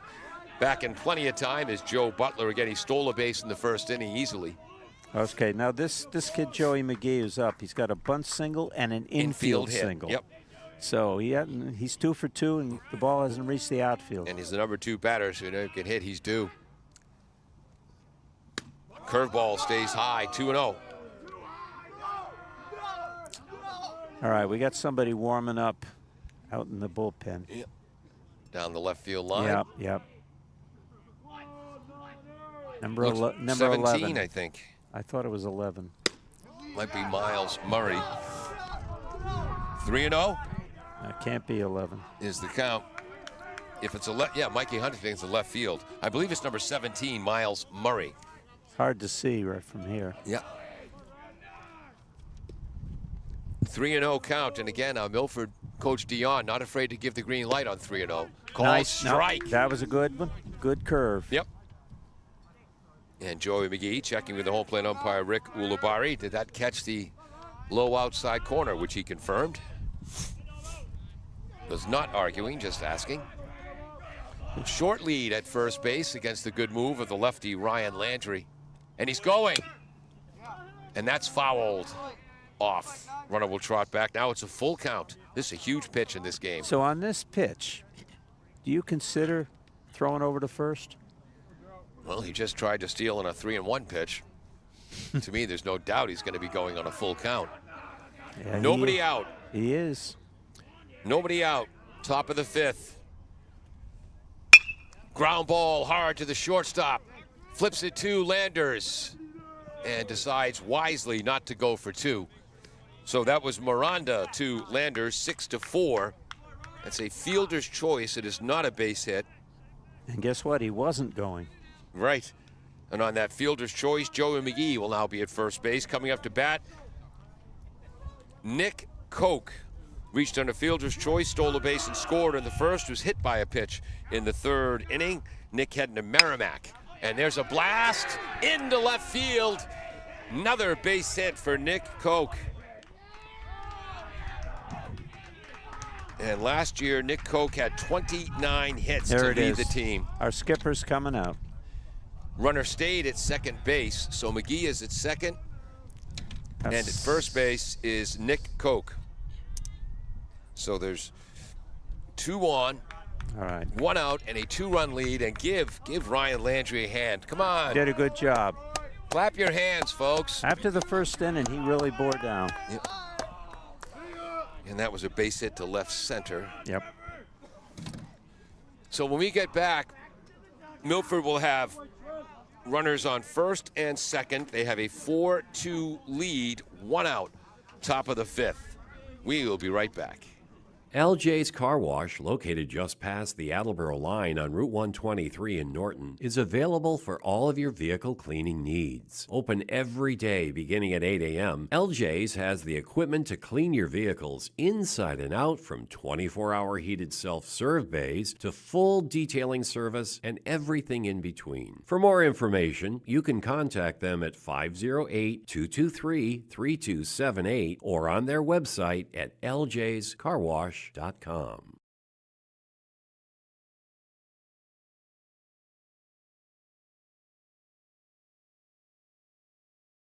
Thank you to Barrows Insurance for sponsoring programming on WARA 1320 AM. Barrows Insurance, a third-generation agency, has been proudly serving southeastern Massachusetts since 1977. They pride themselves on their relationship with clients, helping them find coverage to fit their needs. Barrows has access to insurance carriers across New England and the U.S. They'll get you coverage on everything from cars and homes to businesses. You can contact Barrows Insurance at 508-339-7260 or visit them online at barrowsins.com.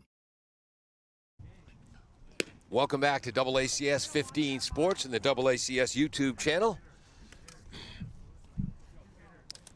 And this is Miles Murray. And let me tell you what I know about Miles Murray. His name is Miles Murray. Uh-huh. And he's a right-handed pitcher. I'm deep. I'm perceptive. I see things. Heading out to talk to him is the catcher, Bennett. And this will bring up Ian Carter. Ian Carter heading to Bryant, outstanding pitcher as well, playing first base today. He has struck out swinging and ground into a 4-6-3 double play in the third. So, pardon me, you'd say he has a cleanup hitter. He's due. Runners at first and second, one out. So we know he's tall. We know he's a right-hander. And we know he threw a curveball, allegedly for strike one. Mm-hmm. Ryan Landry threw 79 pitches, allowed 4 runs so far, all earned. He's responsible for the 2 on base, allowed 6 hits, struck out 6, walked 2, and hit a batter. That's low, fastball, 1-1.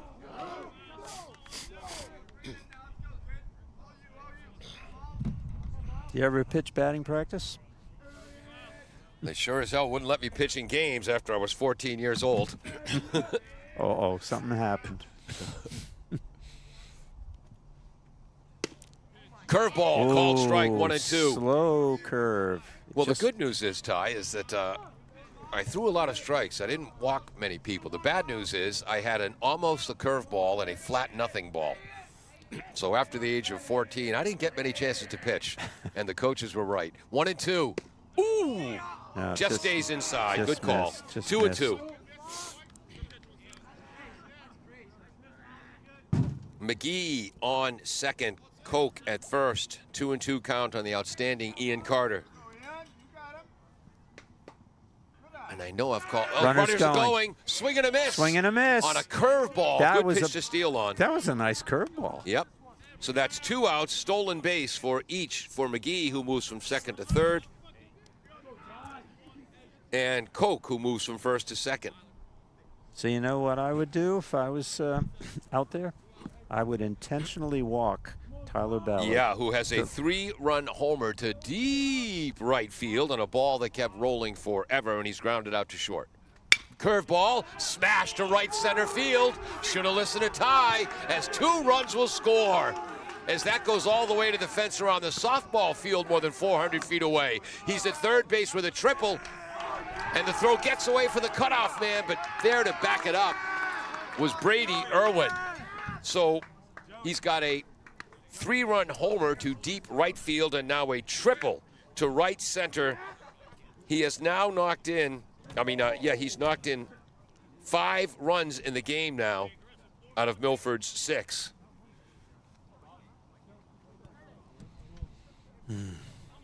Wow.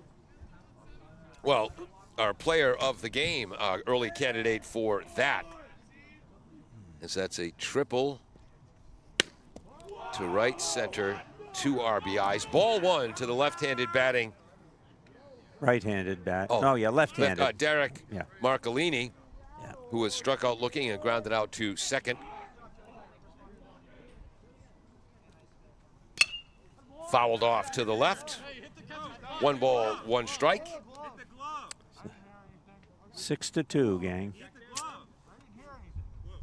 They're calling for catcher's interference, and now Alex Dion is coming in. And again, you mentioned first-year home plate umpire. And he's going to ask for help from his base umpire, which is a reasonable request. Did you by see Coach anything? Dion. Did you see anything? I didn't see it. I didn't see it. I kind of think I heard it. Kind of heard a click, boom. Yep, and again, that's a difficult call for your base umpire that far away, Eddie Johnson. Yeah, it is. So look at the bright side, Derek. It's another chance to hit. 1-1. But again, the way he reacted and the bench reacted so sincerely, I don't think they were trying to steal a call. High ball, 2-1. So I would guess that the bat probably did nick the catcher's glove, which is catcher's interference, but it's iffy. Yep. And again, knowing Alex Dion, he's not the kind of guy who. No. Ball high and 3 outside. high. Yep, he's not the kind of guy to try to, intimidate umps or that kind of thing. And again, it seemed like a sincere reaction. 3 balls, 1 strike. Marcolini, 3 runs already in here in the top of the 5th. It is 6-2 Milford. I got the score right that time, didn't I? Yes, you did. 6-2, yes. Walk. Ball 4. First and third. First walk for Miles Murray. 2 outs. Runners on the corners, and this brings up Tanner Longacre, who was struck out looking and swinging so far. Yeah.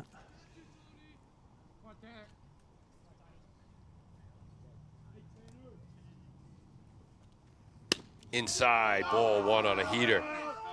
Tanner also, He's got a good heater. yeah, when we made our just a bit inside comment, he was running after that ball and got a laugh out of that. Runner stays at first. Nice curveball. That was Catches a good the corner. pitch. That was a real good pitch. 1 ball, 1 strike. All right. Runners at the corners. Okay, so the book is now closed on Ryan Landry, so those 2 runs are charged to Ryan. Runner going. Called strike. Oh, so he stole second.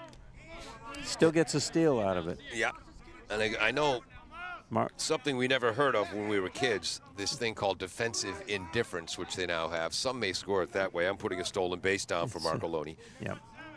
1 ball, 2 strikes. Good lead off second for Marcolini. Miles Murray waits. Fastball up in the zone. Ooh, he almost went. 2 balls, 2 strikes. Good call. He did hold up, Yep. but it was close. Well, Ty, just when you mentioned that you would have walked Tyler Ballard with first base open. Yeah, I don't want to rub it in. There's a strike, ground ball to McMahon at third, fields it. There's a Nice bullet play. across Nice the play. diamond. He's a good third baseman. 5-3 if Very you're scoring at home. So for the Milford Hawks, 1, 2, 3, 4. 3 more runs on 4 more hits. So they now have 6 runs on 7 hits. No Attleboro errors. Milford now has 4 runners left on base, and after 4.5, they lead Attleboro 6-2 on AACS 15 Sports. Whoops. Yeah. Bristol Glass, 110 North Main Street in Attleboro, has supported local high school sports for many years. Bristol Glass has been chosen for glass replacement projects for home and business for over 60 years. From shower doors to auto glass and mirror replacement, Bristol Glass is ready to do the job. They accept most insurance plans and serve several communities around the Attleboro area. They're open weekdays from 8 a.m. to 4:30 p.m. You can contact them at 508-222-5810 and on the web at bristolglass.com.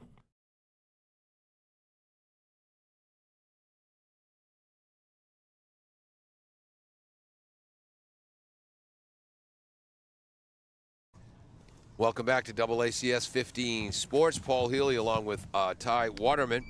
Ty, have we told the listeners yet that you led your high school team in hitting? I know we didn't tell them. You led your team in hitting with a .268 average. Well, it was a tough league. Remember 1968? Oh, in the major leagues, that's right. They lowered the mound after that year. Yeah. Yeah, that was like hitting 350 today. Yeah, and the American League batting leader, I think, hit 301 or 302 that year to lead the league. Carl Yastrzemski. Yeah. Yeah, well, this was only 2 years before that. Wow. Yeah. Okay. Tyler Ballard comes out for his 5th inning of work. He'll face the 8-9 and leadoff hitter for the Bombardiers, Aiden Landers, Chris McMahon, and Antonio Bennett. Chris's brother, Nick, who is an outstanding basketball and baseball player for the Bombardiers, now part of the basketball coaching staff after graduating from UConn. And this brings up Aiden Landers, struck out looking his first time up. Landers went 2 for 4 with a run scored He played well against Taunton. in the 5-4 loss to Taunton. Yeah, he really was good. Fastball outside. 1-0 to Aiden. Should have had Kevin Callahan send me updates from the softball game. Ballard from the stretch. Oh, this blasted to deep left center field, but back there is Yeah, he's Koch. got it. He's got it. Koch makes the catch, and that's at least Wow. 360, or maybe 370 away from home plate. I Deep. haven't seen that power from him. Wow. That was hit. That's what I call an FD8. Fly out deep. Deep. Center. FD8. This brings up Chris McMahon. Yeah, he got all of that. Well, again, I think there should be a WH stat, a well-hit average. Well, You know, which counts line drives or yeah, balls there like you that. go. McMahon There's is a- up, base it- hit into single, right field. Single, but right between the first baseman and second baseman. Nick had grounded out to the pitcher his first time up. Is that what they call a seeing eye single? Yes, that's exactly what they call that. That's Attleboro's 5th hit of the game. Attleboro 2 runs, 5 hits. Has Attleboro committed an error? Why do I have one there? I have one too. Hold on. I think that was the Milford error. It we was. put it on the wrong side. It was when Betancourt was up. This brings up Antonio Bennett, leadoff hitting catcher, looks at ball 1. And I did the same thing as you. He ground out to shortstop in the first, and in the bottom of the 4th, had a base hit to right center, stole a second, and scored on a wild pitch. Called strike in the lower part of the zone. 1-1. It's a big at bat right here. You're not kidding. You got to keep it rolling. You got to come back.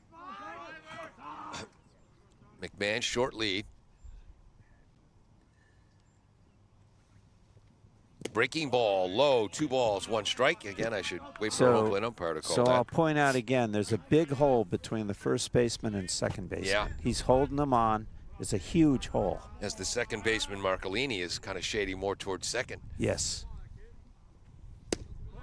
Just missing low in the zone, 3-1. But it's not every batter that can hit it between first and second as a Yeah. right-hander. Yes. And we got a right-hander up, so If you can go with an outside pitch. you got to be looking over there.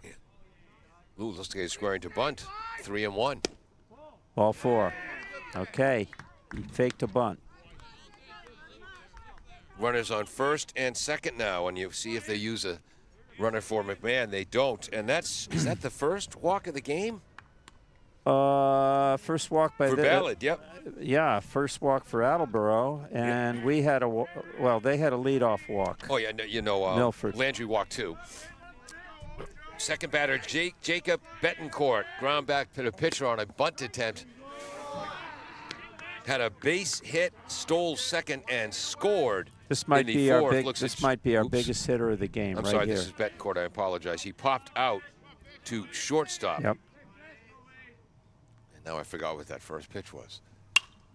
Fouled back. We need a line drive. So is it 1-1 or 0-2? It's one of them. Well, sorry, Jim. And again, you got to use your hands to indicate the count after every pitch. That hole's wide open between first and second. That's fouled back, so 2 strikes. Okay, you got to have a level swing here. 0-2 or 1-2? He's saying just 0 and 2. Yeah, excellent. Thank you. Perfect. He hears you. Yep, 0-2. Short leads. Up in the zone, but that's driven deep to left. Nope, not deep to left field. I called that wrong. More of a line drive. Nice catch on the run by Whoa, Butler. that was a good play. Tries to double up He McMahon almost doubled him up at second. as he throws to Marcolini. I'm going to give a star for that for Butler. Again, I don't think that was a star play, but it was a better than average play. Oh, yes. On a line out to the left fielder. Yeah, he gets a star. So there's 2 outs now. Particularly the heads-up throw to second. Yes. That impressed me.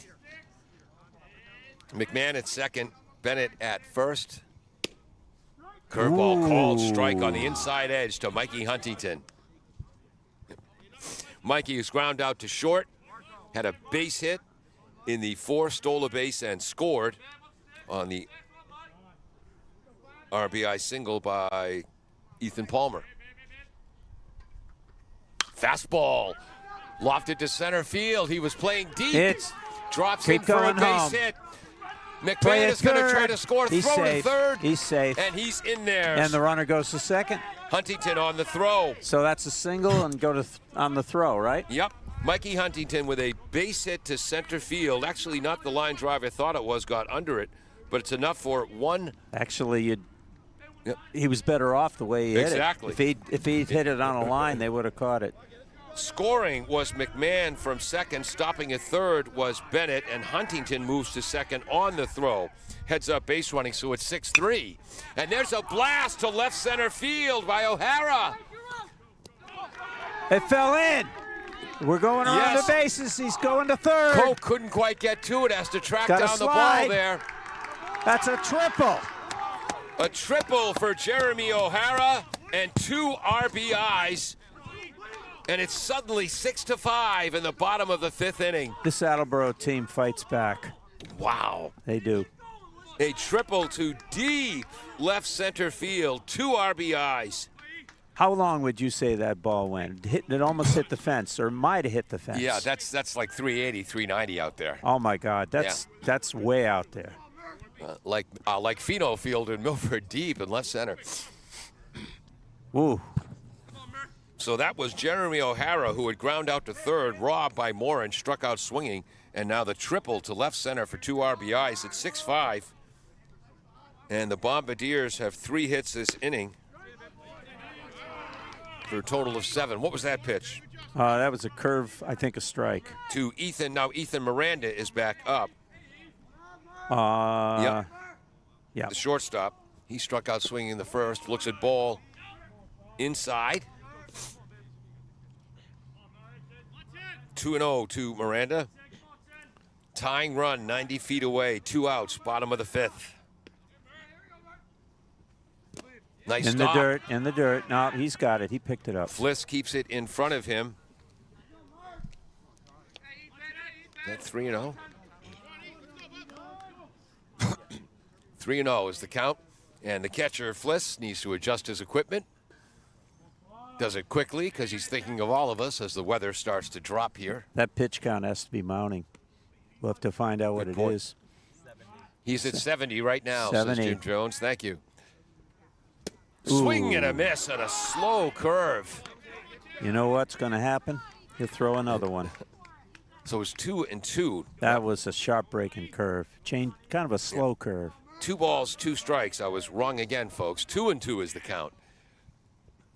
Fastball fouled back. I was wrong, wasn't I? Yes. That was a fastball. Ty, was that your second flinch of the game? Second. Yes. Yeah.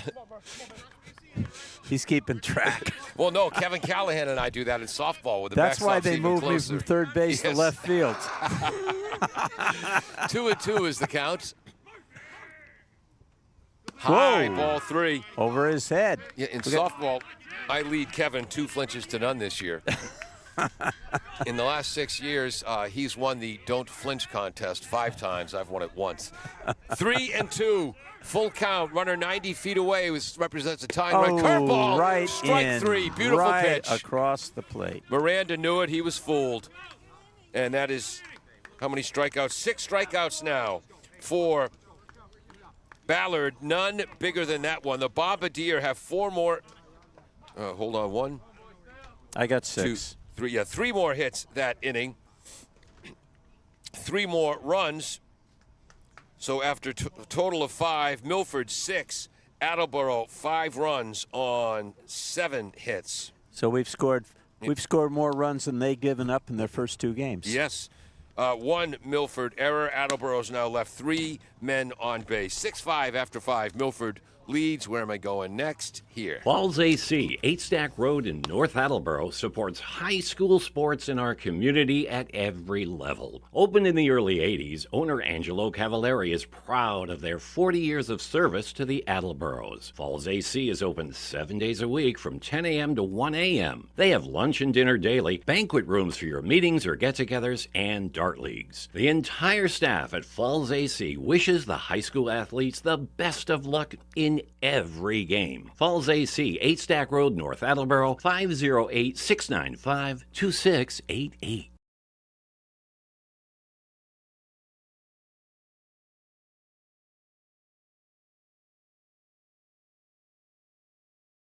Welcome back to AACS 15 Sports. Want to thank all of our underwriters here today. W.H. Riley & Son, been around since 1873 in North Attleboro. Claudino's Auto here in Attleboro. Bristol Glass on North Main Street. And again, earlier in this game, in the second inning, we had one car in the Bristol Glass parking lot hit twice in the same half inning. That car's since been moved. Yeah, I was going to say it won't get hit again. Yeah. Falls AC, the betting center on Pleasant Street. Barrows Insurance in downtown Attleboro, and LJ's Car Wash just over the line on Route 123 in Norton, Massachusetts. Milford's leading 6-5 after 5 full, and they will send up Ryan Fliss, Yep. the Kyler Moore, and then go to the top of the order. Fliss has walked and stolen a base, and he's lined out to the first baseman, Brady Irwin. Looks at ball 1 low. And that's not easy for a right-hander to do. Yeah. I never lined out to a first baseman. Off the plate. 2-0. All right. Miles Murray on the ground, his second inning of work. Takes something off that pitch, catches the outside corner, 2-1.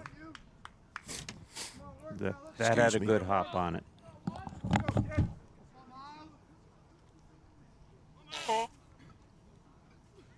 No, outside, 3-1. Sorry, folks, had to blow my nose there. 3 balls, 1 strike is the count to the leadoff batter in the top of the 6th. Scarlet Hawks holding a 6-5 lead. Nope, is that right? Yeah, I think it is. That hit the corner, 3-2. Yep. 3 balls, 2 strikes. He's got a pretty good fastball. Here we go. Curveball. Sharp curve. Foul tipped Nice pitch. into the mitt. Came from behind and that's his second strikeout since he came into the game. yep. And he had 1 walk there, didn't he? You just don't pitch to Tyler Ballard. All right, so that's, yes, his second strikeout. This brings up Kyler Morin, who was struck out swinging, then had a triple to right field and scored. What was that first pitch? A strike. Thank you, 0-1. Not that Just a one. bit outside. Ooh. 1 ball, 1 strike. There's your 58-foot slider. I didn't flinch that time. No, it was too high. Thank you. I think there's the walk. All right. No, outside Just missing. corner. 2 balls, 1 strike. This kid hit a triple last time. Yes, he did to right field. Yeah. One of 2 bombs hit over Mikey Huntington's head, who's one of the best fielders in the Hawk defensively. Again, 27 putouts last year without an error. 3 balls, 1 strike. Well, he's playing reasonably deep, but Yeah. they've hit 3 balls over his head. Yeah. With 2 balls. 2? Yeah. Feels like 3. Yeah, the home run and the triple. The triple by Murray was to right center. Ball 4 low. I believe that's the second walk Murray's given up. So 1 on, 1 out. We go to the top of the order. Joe Butler has walked, stolen a base, and scored in the first. Struck out looking in the second. See, Had a base hit for an RBI to right center field in the 5th. we have a conference on the mound. So you don't see a lot of pitch outs, do you? I haven't Not noticed. at this level. Not at this level. Yep. We'll be right back on AACS 15 Sports 6-5 Milford. Falls AC, 8 Stack Road in North Attleboro, supports high school sports in our community at every level. Opened in the early 80s, owner Angelo Cavallari is proud of their 40 years of service to the Attleboros. Falls AC is open 7 days a week from 10 a.m. to 1 a.m. They have lunch and dinner daily, banquet rooms for your meetings or get-togethers, and dart leagues. The entire staff at Falls.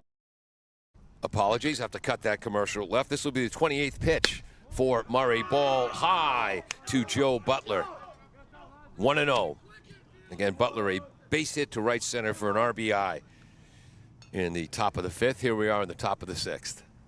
That's a strike. Think he was taken there, Ty? Yeah, he was. He was taken all the way. I might have to find my glove in my bag here. But he's not taken on this one. Watch him swing.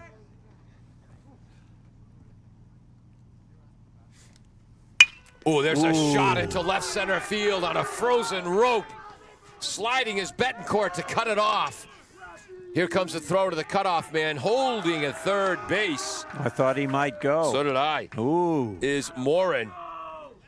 He might have made it. And we're going to call that a double. Yes. For that's a double Butler. All the way. So Butler now with an RBI single and a double there. And again, it's a very easy game for the press box, but I might have sent him on that one. So I'm gonna go out on a limb. Yep. This Joey McGee coming up, 2 bunt singles, fielder's choice. This is the most important batter of the game so far. Yeah, bunt single and an infield hit in the 3rd. This is a critical batter. With Reached one on a fielder's choice, stole a base, and scored in the bottom of the 5th. Looks at ball 1, and it's tough to write with this pencil with this glove on that I just put on. I think we have a new batter on deck. We're going to have a pinch hitter, number 16. Nice curve. Called strike, 1 ball, 1 strike. And I think for Milford getting ready to hit is number 16. Oh, no, that's... What am I talking about? That's Nick Koch. Ooh, it's getting a little chilly out here. I think Coach Dion talking to the umpire. That's your pen that just flew over here. Is he thinking about a balk? As he talks to our base umpire, Eddie Johnson. Yeah, what's he beefing about? Perhaps not coming to a full set. No. I got a 1-1 count on Joey McGee. Bunt single in the 1st, infield hit in the 3rd. Reached on a fielder's choice, scored in the 5th. Also stole 3rd that inning. Murray. Curveball, slow ground ball, fielded by Murray, throws to the plate. Bennett He's makes out. the tag. He's out. What a beautiful play. 1-2 if you're scoring at home. Miles Murray got off that mound, and he's on his knees when he threw to home plate. Wow. And perfect throw, and it was an out at home. Second out of the inning. That was a great play. First on a fielder's choice is McGee. Moving to 3rd was Butler. And here he comes. All right. This is the second most important bat. Curveball just misses low to Nick Koch. Reached on a fielder's choice, stole and scored in the 1st. Hit by a pitch and stranded in the 3rd. And had a base hit to left center, a stolen base, and scored a run in the 5th. Nick heading to Merrimack. Calls timeout. Yeah, ball got out in left field. Yeah. Nick hit leadoff last year, hit .349, a .433 on base percentage, 29 hits, 5 of those doubles. 21 runs scored to lead the team, 15 runs knocked in.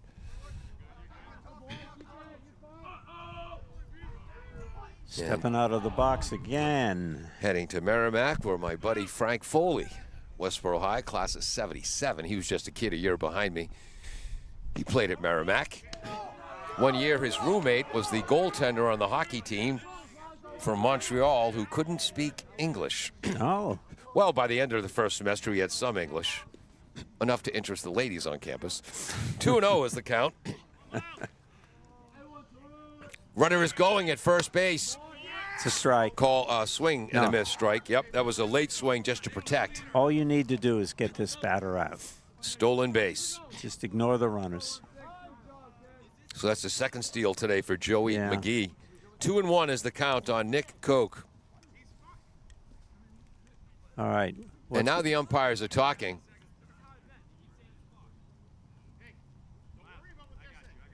Well, what's going on? Well, Coach Dunley is saying don't worry about what he's saying. Back behind home plate is Rick Ulubari. And he hustled back. Yep, good. 2-1 to Nick Koch. Scored a couple of runs already. 6-5 Milford. Timeout? Yeah. Okay. I'm not sure who called it. He comes to his set with his glove up high and then goes down low and sets again. Of course, Louis Tiant used to shake his glove all the way down before he came to the set position, which the National League umpires considered a balk once or twice in the World Series, but not the American League umpires.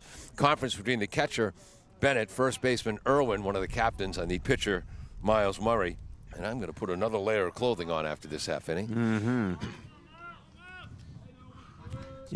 Infield's back. Game was moving along. You got to get the Until runner now. at first here. 6:07, yep. That's all you got to do. Get the runner at first. 2 outs. Runners at second and third. Set. Moves his foot. There it is. Curveball. Curveball. Hit towards Landers at second. Fields it. Throw. And they call it out on a one-hawk throw. Well, the only question I had, did Brady Irwin's foot come off the bag or I don't not? think so. Oh, well, then that got him. Huh. That was a close play. That was a very, very, very close play. And a very, very big play. If you're watching on the AACS YouTube channel, rewind that. Make your own decision. For Milford, they did not score a run. Just one more hit that inning. So Milford has 6 runs on 8 hits. No Attleboro errors. And 6 Milford runners left on base. We head to the bottom of the 6th. 6-5, the Scarlet Hawks lead. W.H. Riley is here when it comes to heating your home or business this winter. W.H. Riley & Son always welcomes new customers. They're a family-run business serving the Attleboro area since 1873. They offer heating oil and propane with 24-hour emergency service. For more information, you can contact them at 508-699-4651 or their website, whriley.com. W.H. Riley & Son, 35 Chestnut Street, North Attleboro, a company Greater Attleboro residents have called on since 1873.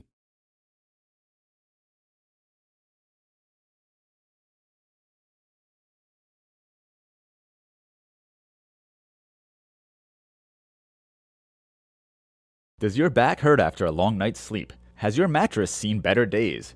Is your current bedroom furniture a mixture of different furniture sets? The Bedding Center, located on Pleasant Street and proud sponsor of this radio station and high school sports, offers a wide array of mattresses along with beds, bedroom furniture, and odd-sized mattresses and box springs. You can reach them online at bedding-center.com or by phone at 508-226-8090.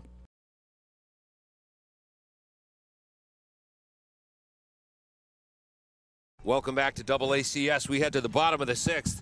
Milford, you're right. Milford 6 runs on 8 hits. Attleboro with 5 runs on 7 hits. 7. And again, there's myself, Ty, and Jim Jones. By a 2-3 consensus, we thought Nick Koch beat that throw out. I guess I'm the one that didn't. Yeah. It looked like an out to me. The ump had it all the way.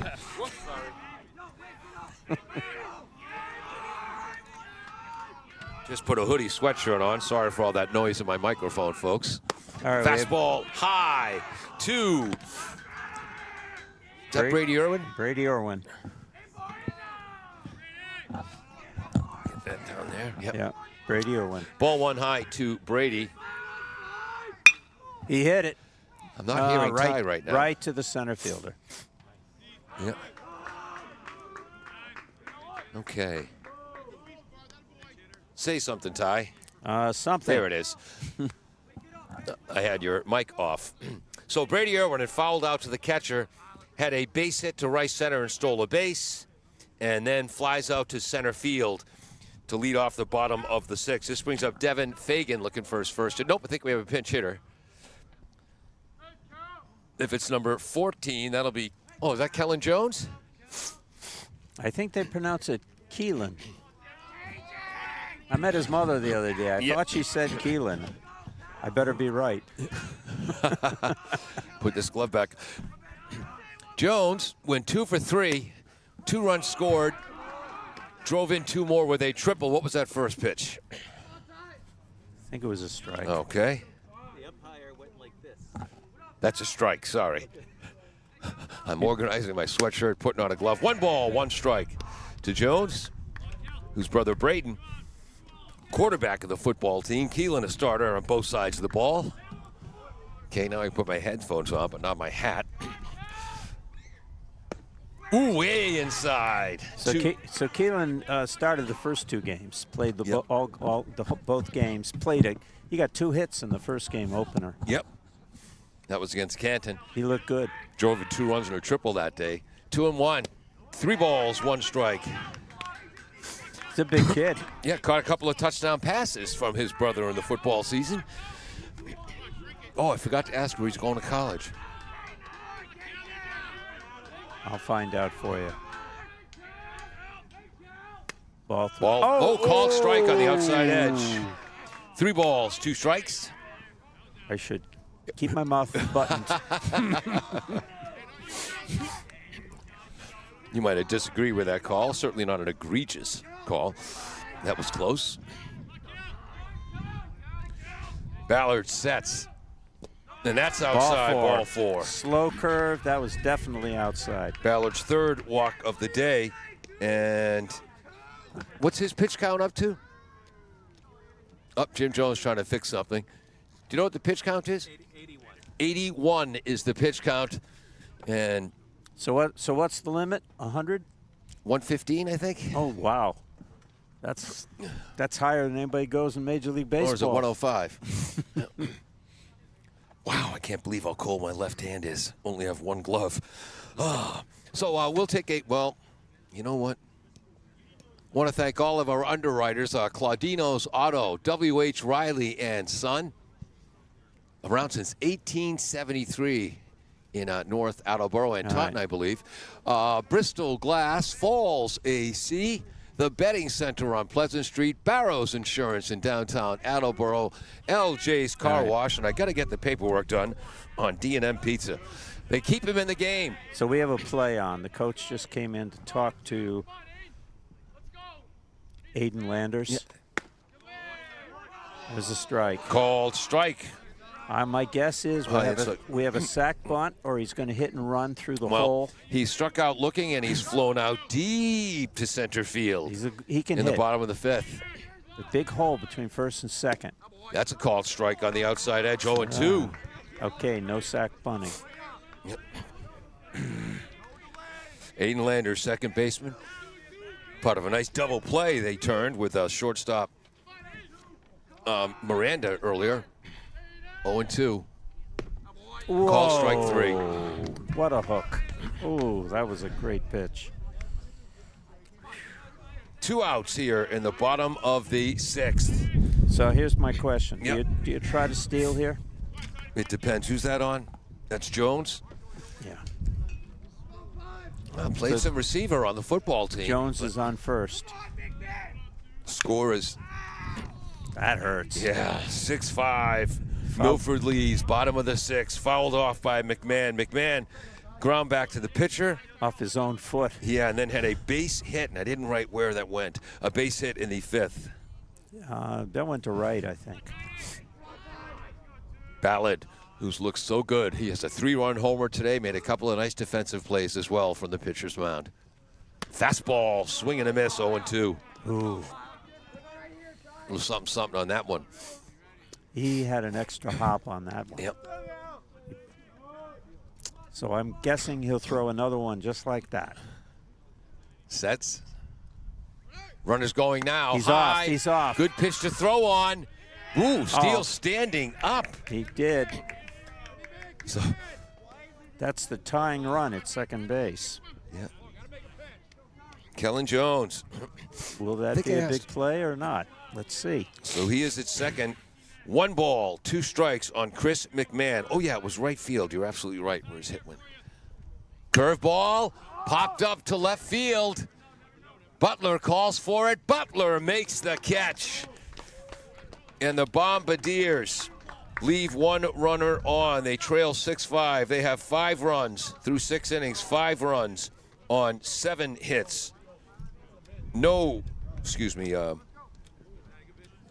One Milford error, and now Attleboro has 4 men left on base. 6-5, Milford Scarlet Hawks leading as we head to the top of the 7th. Claudino's Auto Repair, located at 310 I South can't hear Main that. Street in Attleboro. Why can't I hear the commercial playing? Claudino's Auto Repair, located at 310 South Main Street in Attleboro, is celebrating 30 years in the auto and truck repair business. Over the years, John Claudino and his team of mechanics have worked to build a long-lasting rapport with their customers, from oil changes to diagnostics, transmissions, and routine maintenance on foreign and domestic cars and trucks. Claudino's will keep your vehicle running. Claudino's Auto Repair, 508-226-8545, or at claudinosautorepair.com. Welcome back to AACS 15 Sports. Boy, has the temperature plummeted here, but still a beautiful, brisk, cloudless day here at the Drummond Street Fields in Attleboro. Couldn't play in the brand new grass field due to dampness from the endless rain we've had here in April. New pitcher in for the Bombardiers. Do we have a number there? Nick Daly, number 7. All right. So this is the second time today that Ian Carter will have to face a new pitcher. I think we met Nick's mother here. Oh, his Before father. His father. Yeah, excuse before the me. game. Oh, his parents. Yeah, but I think I saw him leave. Maybe I'm wrong. And where is my information on him? I believe he had 27 strikeouts, Nick Daly, last year, and 17 1/3 innings pitched. So what number is Nick? 7, I think. No, that's Rivera. Oh, the right team. There it is, Nick Daly, yep.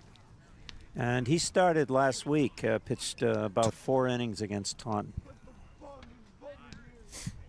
Last Friday. Okay. So this is Ian Carter. Ian heading to Bryant. It's the 4-5-6 batters. He has struck out swinging around into a double play, struck out swinging again in the top of the 5th. Here we are in the top of the 7th. Temperature right now in the high 30s, a light breeze, but according to the fingers on my left hand, you know, the one without a glove, Yeah. it's about -12. I don't think I've seen it much today. So you came with 1 glove today, did you?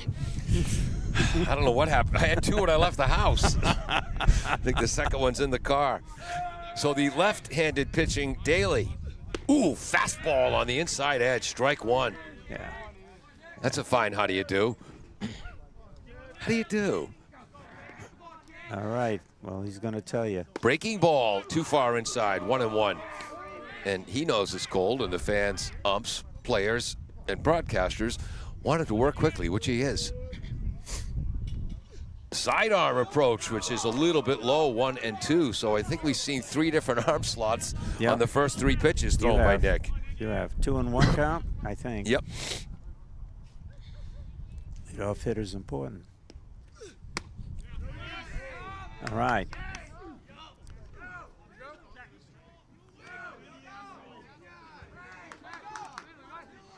He's looking for health. Ooh! And the first base ump calls him. Whoa! The whole call was to find out to be swung, and the first base umpire just called it. I think the Bombardiers might have got a break there. 2 and 2. To the outstanding Ian Carter, probably the best returning pitcher on the staff. Actually, the only returning starter from last year's team that reached the D2 championship game. Right Called down the strike middle. 3. Down the middle. And Nick knew that. Now, In this game of baseball, sometimes they just beat you. have you ever heard a one-out, bases empty, intentional walk? Maybe for Barry Bonds once or twice, but that's it. Tyler Ballard, who right now he's pitched so well. He had a 3-run homer to deep right field in the first, ground out to short in the third, and then a triple to right center field, driving in 2 more runs for 5 RBIs. So he's 2 for 3, 5 runs knocked in, and a homer and a triple. Looked at ball 1. Looks at ball 2. Ball 2. That was right around the edge. I think he's waiting for a fastball. Here comes the pitch. Up in the zone, swing and a miss. 2-1. But that was a fastball, but it was well placed. Hope our crowd mic, I think, is picking up Nick Daly with the vocal exertions on every pitch.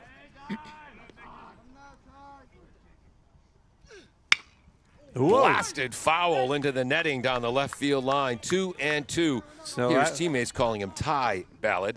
Yep. Well, Oh, and Ty is shaking his fingers a little bit on this cold day, hitting the ball off the handle. and they're not talking about me. Nick Daly from the full windup, checking his grip with the ball in his glove. Fastball, swing and a miss.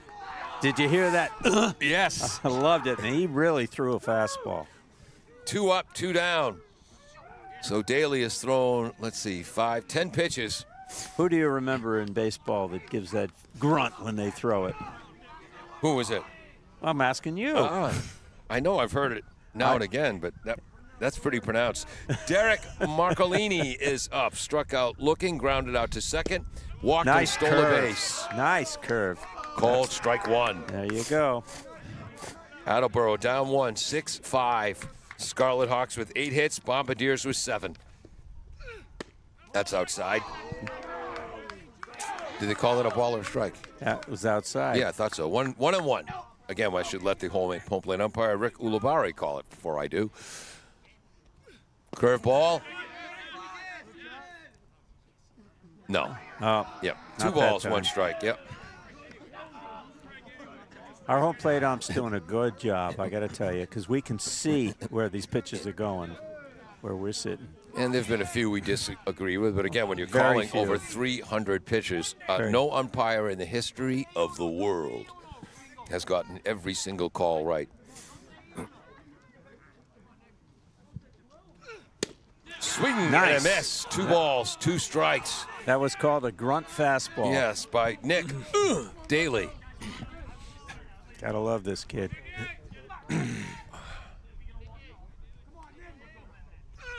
High in the zone, 3-2. You know the great Three Stooges line when Shemp, his cousin Basil, is taking a beating from Christine McIntyre, and Larry turns to Mo and says, "The kisses are getting louder. The oomphs are getting louder." They are. Fouled it off. Good job of hitting by Derek Marcolini. This inning is fun. Again, Derek, an elite wrestler, has won a state championship at 152 pounds, competed at the New England level and national level. So. And it stands close to the plate in that left-handed box. He's crowding the plate. He's in the lines, though. Swing Struck him and a out. miss. Nice Daly, pitching. Struck out the side. as Nick Daly strikes out the side. You can need 3 of those uhs. And we All head right. to the bottom of the 7th. The Bombardiers trailing 1, 6-5 in an outstanding Hockomock League game on AACS. Top of the order coming up. 15 Sports. Claudino's Auto Repair, located at 310 South Main Street in Attleboro, is celebrating 30 years in the auto and truck repair business. Over the years, John Claudino and his team of mechanics have worked to build a long-lasting rapport with their customers, from oil changes to diagnostics, transmissions, and routine maintenance on foreign and domestic cars and trucks. Claudino's will keep your vehicle running. Claudino's Auto Repair, 508-226-8545, or at claudinosautorepair.com. Thank you to Barrows Insurance for sponsoring programming on WARA 1320 AM. Barrows Insurance, a third-generation agency, has been proudly serving southeastern Massachusetts since 1977. They pride themselves on their relationship with clients, helping them find coverage to fit their needs. Barrows has access to insurance carriers across New England and the U.S. They'll get you coverage on everything from cars and homes to businesses. You can contact Barrows Insurance at 508-339-7260 or visit them online at barrowsins.com. Well, as trained professionals, we can tell you that dead air means Ty. We're back on AACS 15 Sports after an outstanding job by Ty Ballard.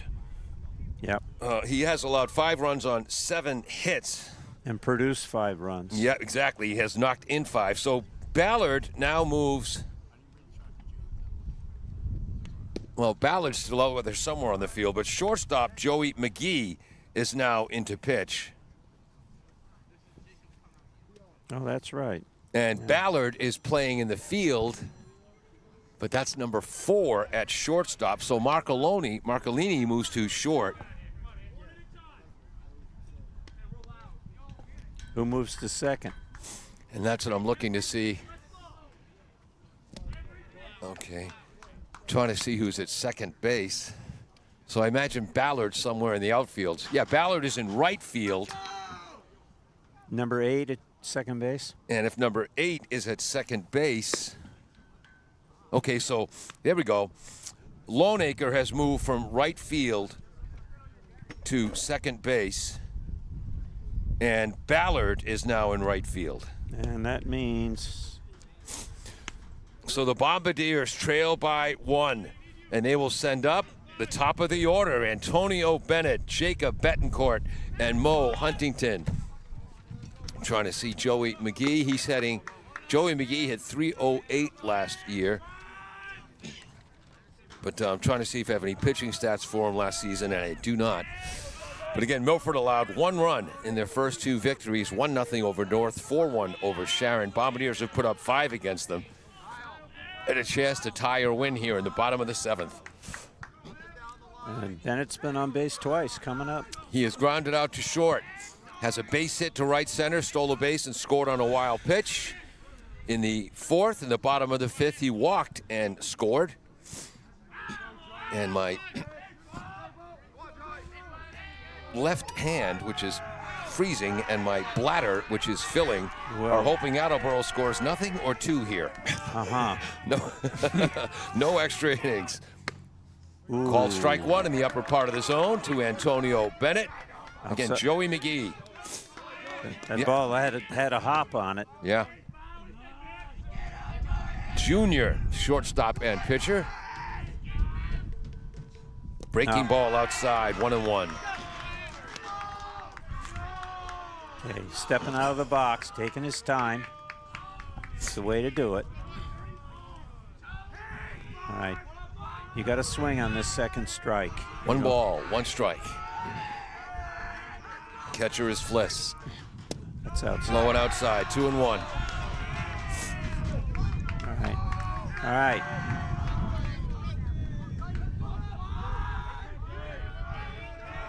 The right-hander McGee. Oh. Swing and a miss, right? No, inside corner. 2-2. I thought that almost hit him. Well. Inside corner, I guess. There's a blast towards the shortstop. Right fielding it on 1 hop. That's Marcolini across the diamond, 6-3. Thrown out by 1 step. Bombardiers, 2 outs left, trailing 6-5. Jacob Betancourt is up. Some must bat. We have to get him on. He tried to bunt in the bottom of the 1st. Ballard made a great play off the mound to get him at first by half a step. He hit that ball on the nose. Yep, popped up to shortstop. Lined out to the left fielder in the 5th, and then hits that one hard towards the whoops. And that's first pitch swinging. Popped up. Oh, dropped. He dropped it. It is he dropped. Dropped it. Throw it second. Koch in center field as they almost get the put out at second, and he seemed to slip and lose his footing as he came in. And I think we got to call that an E8. E8. Definitely. He slipped under it. Wow, and the Bombardiers now have the tying run in scoring position with one of the best hitters in the Hockomock League at the plate. Mikey Huntington led the league in batting last year. He's 2 for 3 today with 2 runs scored and an RBI. And now the catcher, Fliss, wants to talk to the pitcher, McGee. Wonder what caused him to slip. It can't be wet. Well, again, it's a funky wind. Oh. And now he's shaking his left hand out there in center field. Is Koch. Oh, he hit him. Wow. In the leg. 2 runners on. Runners on. So that puts Huntington on first, Betancourt on second. They can both fly. And Jeremy O'Hara is up, who was robbed of a base hit by Morin, the third baseman, in the second. Struck out in the fourth. Had a triple to left center field to knock in 2 runs in the bottom of the fifth. The fourth and fifth runs. Meeting on the mound. Here's Milford's pitching coach out there. Again, Alex Dion assisted by Alex Reed, Greg Stegani. These are the tying and winning runs on base. It's Sam Phillips, Joseph Barney, and Blake Robeson. Dave Fleming is the team manager. Steve Dunley of Attleboro, assisted by Bob Westwater, Dave Seavey, and Troy Van. And boy, am I cold. You're making me cold just Yes, looking at you. And we're wearing more than Jim Jones is. And here he is at the plate, Jeremy O'Hara, the junior DH. Curveball just stays high. He took his time calling that one. Yep. 1-0. Ball 1. 1 out. Runners on first and second. Attleboro trails 6-5. McGee fires. Low, 2-0.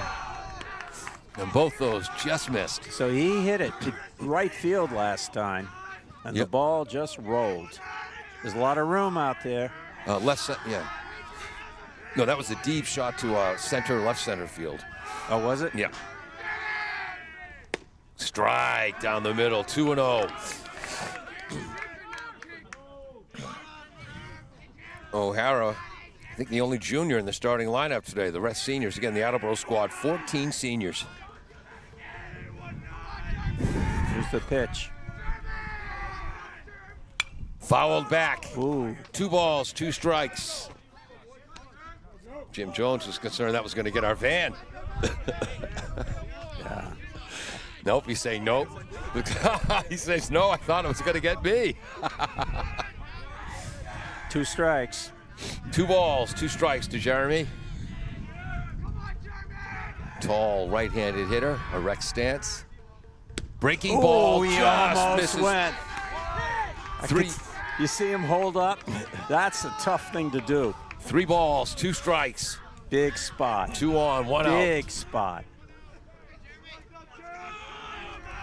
Coach Dunley in the third base box communicating with his runner at second. Fastball. That's popped up to right field. Coming in is Ballard. Is he going to tag up? Ballard He's makes running the to catch. third. Runner is tagging. Look at that throw. A little bit wide. So that is a fly out to right field. And Ballard, after throwing just under 90 pitches, throws a bullet towards third base. But now the tying run 90 feet away with 2 outs. And let's see who comes up. Who is coming up? Miranda's in the batting order here. Can we get a number? Not yet. That's number 10. Okay, so that is Ethan Miranda. Struck out in the second swinging. Ethan Palmer pinch hit for him in the fourth and had an RBI single. Fakes the throw to second. And he struck out looking on a full count on a beautiful pitch by Ballard in the bottom of the fifth. Now it's 1-0, runners on second and third. Again, we're calling that a stolen base. Others in this newfangled world might call it defensive indifference. Here comes a pitch from McGee. Ooh, good, beautiful pitch on the outside corner, 1-1. 1-1. Well, this is the hit you want. This is it. 1 ball, 1 strike. Runners on second and third. 6-5 Milford. Breaking ball outside. Gets away for the catcher. He's coming home. Sliding in. Tie game. Yeah, you touched it. Yeah. He had to touch it twice. Now that ball was in the dirt. So we're calling that a wild pitch, but the game is now tied, and now the winning run is 90 feet away, as moving to third was Mikey Huntington. And it's 2 balls, 1 strike to Miranda. Again, Miranda playing shortstop in place of the outstanding Mason Kolzeski. Would you bunt? There's 2 outs. Oh, I'm sorry. Yeah, there's 2 outs, Tom. I know. They won't expect it. No, that's what they're expecting me to do. Yeah, first and third base are back. Swings and misses at a high fastball. Would have been ball 3. It's 2-2. You won't bunt now. God almighty.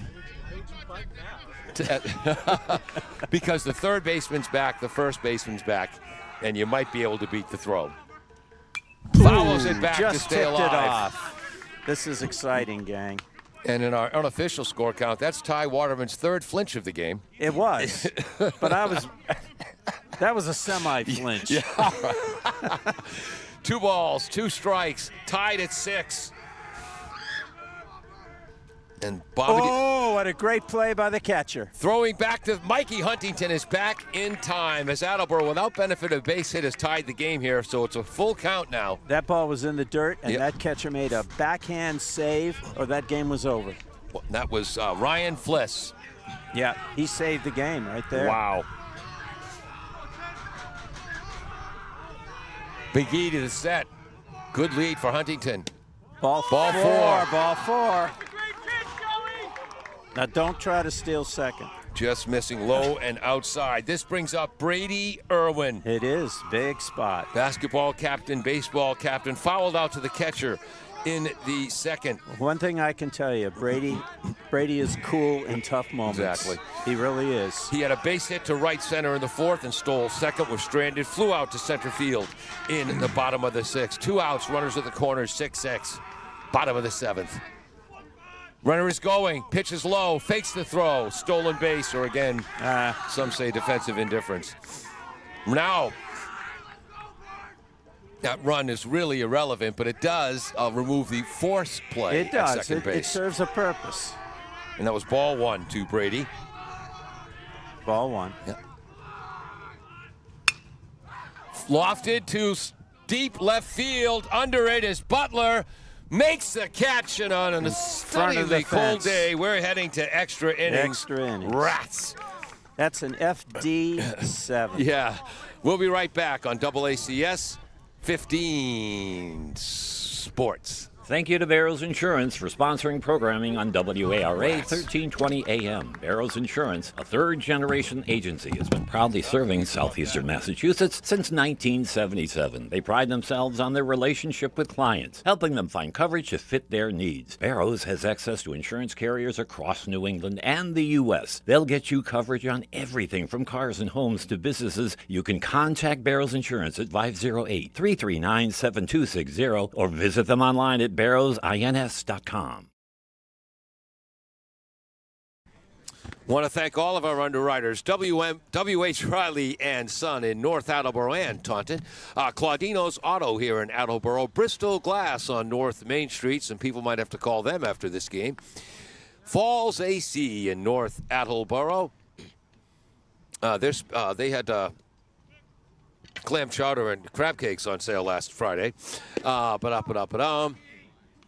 The Betting Center on Pleasant Street and Barrows Insurance in downtown Attleboro. LJ's Car Wash on Route 123 just over the line in Norton, Massachusetts. And we got to get that paperwork done for good old D&M Pizza in County Square. Nick Daly is back here in the top of the 8th to face the 7, 8, 9 batters for Milford. He struck out the side in the top of the 7th. What do we have for runs, hits, and errors? Oh, Attleboro now has, thank you. 6 runs. They did it without a hit in the 7th, and I think that's an unearned run. It's scored on a wild pitch. It is. Yeah. Actually, It's under. yeah. Yeah. So Attleboro has 6 runs on 7 hits. There was one Milford error, and Attleboro has left 6 on base. Taunton has 6 runs on 8 hits. No Attleboro errors. They've left 6 on base. Ball 1 to the left-handed batting Tanner Longacre, who's now playing second base. So it's the bottom of the order here. Swinging and a miss on a Nice. big breaking ball. Oh, that was beautiful curve. A little out in front of that. Again, Milford, Boston, they made it to the D2 championship game last year. The Boston Globe has them ranked 12th in Eastern Mass. So I don't think That's top of the order, bottom a of the good order, team. as the old margarine ad used to say, fouled off to the left. In cooking, in soufflés, no difference. But I don't think Attleboro flinches when they play big teams. Right. 1 ball, 2 strikes. We're used to it.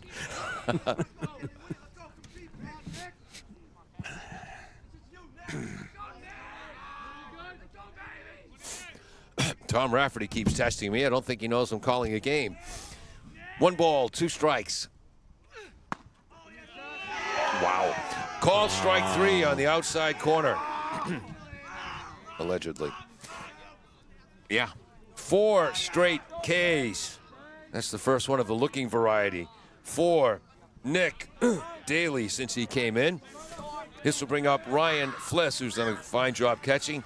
Walked and stole a base in the 2nd. Lined out to Brady Irwin in the 4th at first base. Struck out swinging in the bottom of the 6th. Here he is. Excuse me, top of the 6th. Here he is in the top of the 8th. Low, ball 1. You think our public can hear the grunts? Yes. It's 6:42. This game started at about 4:10. Ooh, Just inside. misses the inside corner. 2-0 to Fliss. Again, another, 2-0, isn't it? I think so. Another outstanding wrestler for the Scarlet Hawks. Lofted towards the parking lot to our right. 1 bounce. And it gets the door of a Side car. of the door, yeah. But it was on a hop. Yes, and the door's open. Is it? Yes. Whoa. 2 balls, 1 strike, I think. Jim Jones is doubting me. There's a shot up the middle. Base hit for Milford, their 9th of the game. And the lead run on with 1 out. All right. And this brings up Kyler Morin. And again, Kyler struck out swinging in the 2nd. Had a triple to deep right field in the 5th. And was walked All right. and we got erased on out at the plate. discussion on the 6th. mound here. What do you suppose our skipper is saying right now? Center, take deep cleansing breaths, open yourself up to the universe, and just be. What do you think? You think that's it? Absolutely. Yeah. Oh, wait, I'm sorry. I was thinking of my yoga instructor. No, I'm sorry. What was Coach Steve Dunley saying? Trust me, it was nothing like what I just said. And no, folks, I don't do yoga.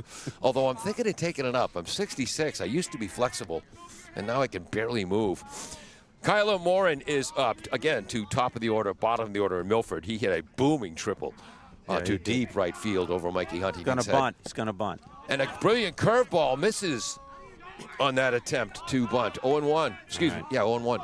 They're trying to get the runner in scoring position here. And Nick Daly. They'll probably try to bunt again. Third baseman is in. That's McMahon. McMahon. And having to shade his eyes from the sun as the first baseman, Irwin. It's going to bunt. And that's up in the air. in the Popped air. up. Making What a the catch! Our catcher went out there and caught it. Bennett Wow. avoids a collision with the charging first baseman Irwin, and he caught it. Tony Bennett, give him a star. And he caught that Was that fair or foul? Foul. Yeah, I thought it was foul. But again, when you're bunting, you want to start with your bat at the top of the strike zone and move down on the ball. Never, ever, ever move your bat up to the ball. And I'm giving him 2 stars for that play. And in that case, he did move his bat up. Swing and a miss by the leadoff hitter, Joey Butler. And you know, Bennett scored twice today, too. Yeah. Steal. Runner is going. There's the fly ball. Shortstop's Short left. back. He got it. Mancini makes the catch.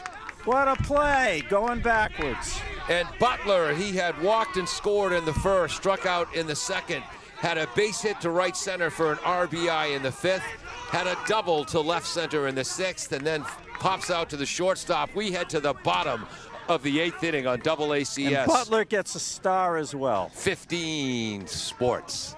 Bristol Glass, 110 North Main Street in Attleboro, has supported local high school sports for many years.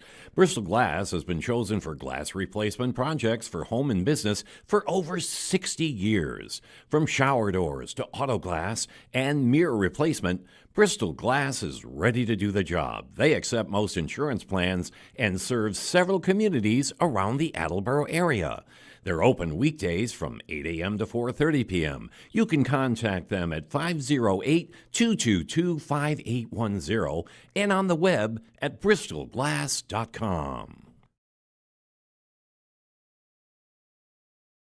Does your back hurt after a long night's sleep? Has your mattress seen better days? Is your current bedroom furniture a mixture of different furniture sets? The Bedding Center, located on Pleasant Street and proud sponsor of this radio station and high school sports, offers a wide array of mattresses along with beds, bedroom furniture, and odd-sized mattresses and box springs. You can reach them online at bedding-center.com or by phone at 508-226-8090. All right, we get ready for the bottom of the 8th inning. The Bombardiers will send up their 7, 8, and 9 batters, Fagan, Landers, and McMahon, as Joey McGee is on the mound for his second inning of work. He allowed an unearned run in the bottom of the 7th for the Bombardiers to tie it up. So I think Jones came in last time at bat. Yep. So I don't know if he's still in there or not. That's a good point. He got a walk and stole second. Is Ian playing left field? Yep. Yeah, yeah.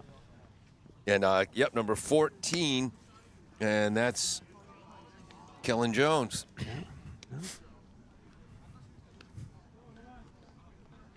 Talked to his mother during football season, asking if it was Kellen or Keelan. And her comment to me was, as soon as she saw the birth certificate, she realized, ooh, I should have added that second L.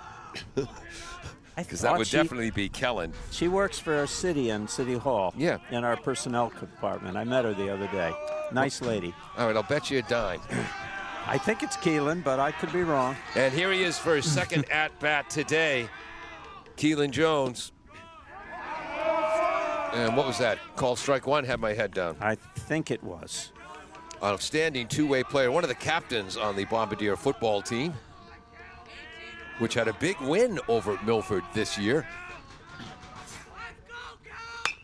Ooh. Fouled off to right over Coach Alex Dion's head, 0-2. That was a tough loss for the Olsen brothers, the coaches for Milford. Twice they reached Attleboro's 1-yard line without getting in. Once stopped on downs, the other time they fumbled late in the game on the Attleboro one. Kellen Jones played very well in that. 0-2. That's popped up behind us play. Was that opening day? No, third game, I think. Third game? Yeah. Count remains 0-2. I think I missed that game. Yeah. That was at Milford. Yeah. Where we at Double ACS carried the Milford coverage of the game. And they didn't have a color commentator that night. I would have driven up there and done that. That's ball. Ball high, 1-2. All right. My mechanical pencil might be running out of... Yep, 1-2. McGee is on the mound. Big right-hander, moved over from shortstop. Swing and a miss on a beautiful curve. That was a great pitch, I got to tell you. Oh, we can't go 9 innings. We can't go 9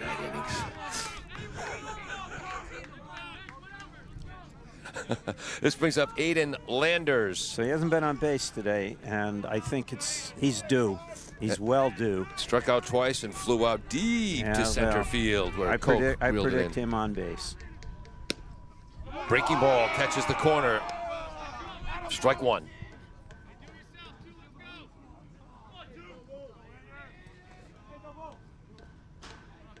McGee gets the sign, goes to work. Curveball, strike two, swing and a miss.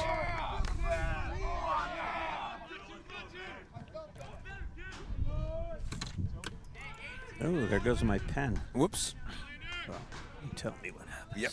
0-2. Fastball, swing and a miss, strike three. McGee records 2 straight strikeouts. And this brings up number 9 batter, Chris McMahon.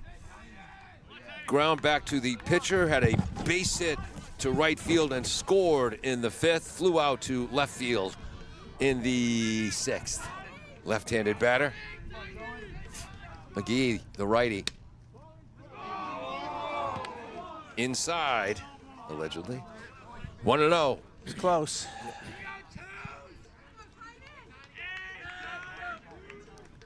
Big hole in left field. Whoops. Wide. 2-0 to Chris McMahon. He hits between third and short fairly often. Yeah. Let's see what happens here. Big hole. Again, Marin at third. Marcolini is now at short.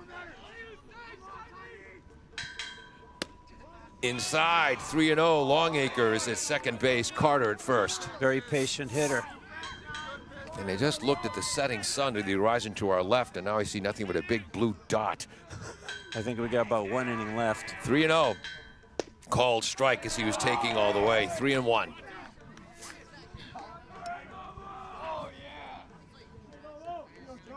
Chris McMahon up.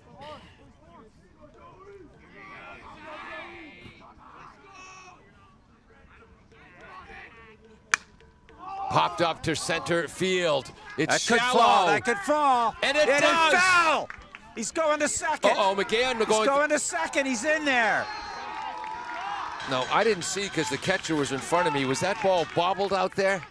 No, it dropped. Nope. Okay, so that's just a It bloop. dropped clean. A bloop double They were playing pretty deep, for Chris McMahon. and he never stopped running. That was what the Wow. secret was. He pulled around first and just kept going. So that brings up the lead-off batter, Antonio Bennett, who's ground to short. That's a winning run at second base. Had a base hit to right field, stole a base and scored on a wild pitch in the 4th. Was hit by, walked in the 5th and scored. Grounded out to short in the 7th. And here he is now in the bottom of the 8th. 2 outs, winning run at second base. They send in a pitch runner. What time's the sun set these days? What number is that? Is that number 12? If that's 12, it's Ben Lally.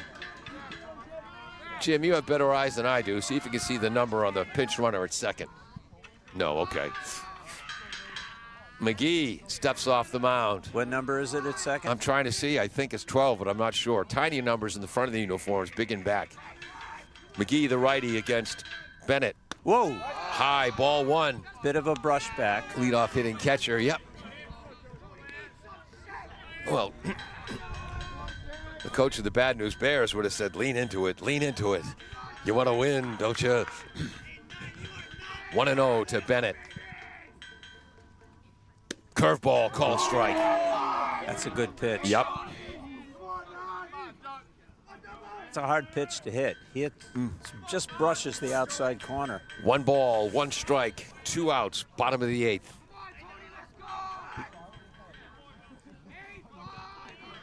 Sets and fires. Fastball, fouled back, 1-2. So if he throws that curveball, a key is don't try to pull it. Right. Go with the pitch. If it goes to right field, great.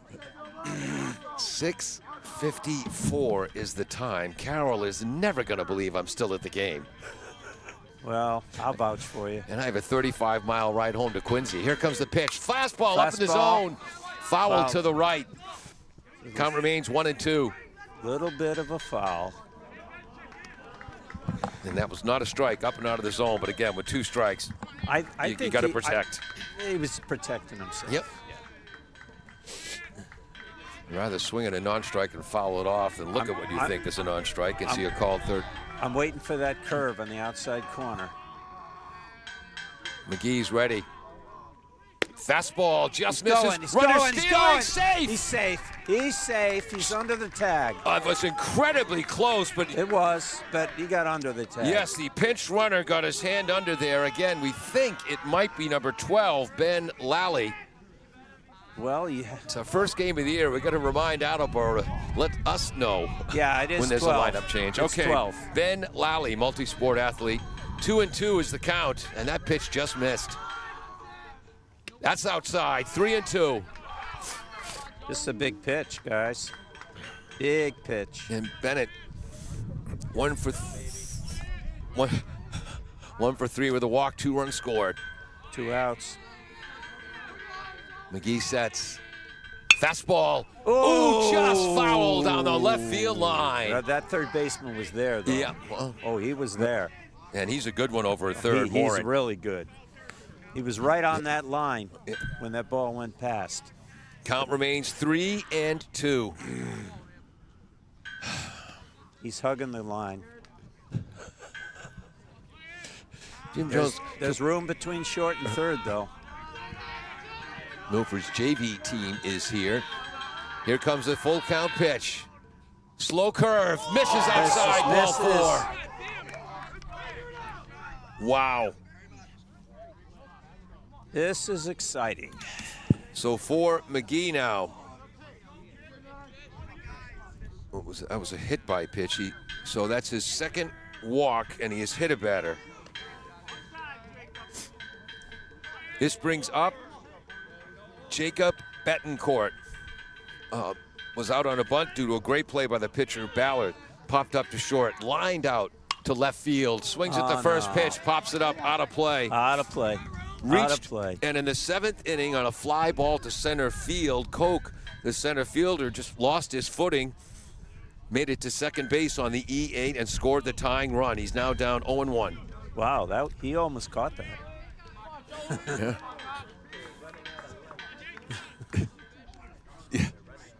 Yeah.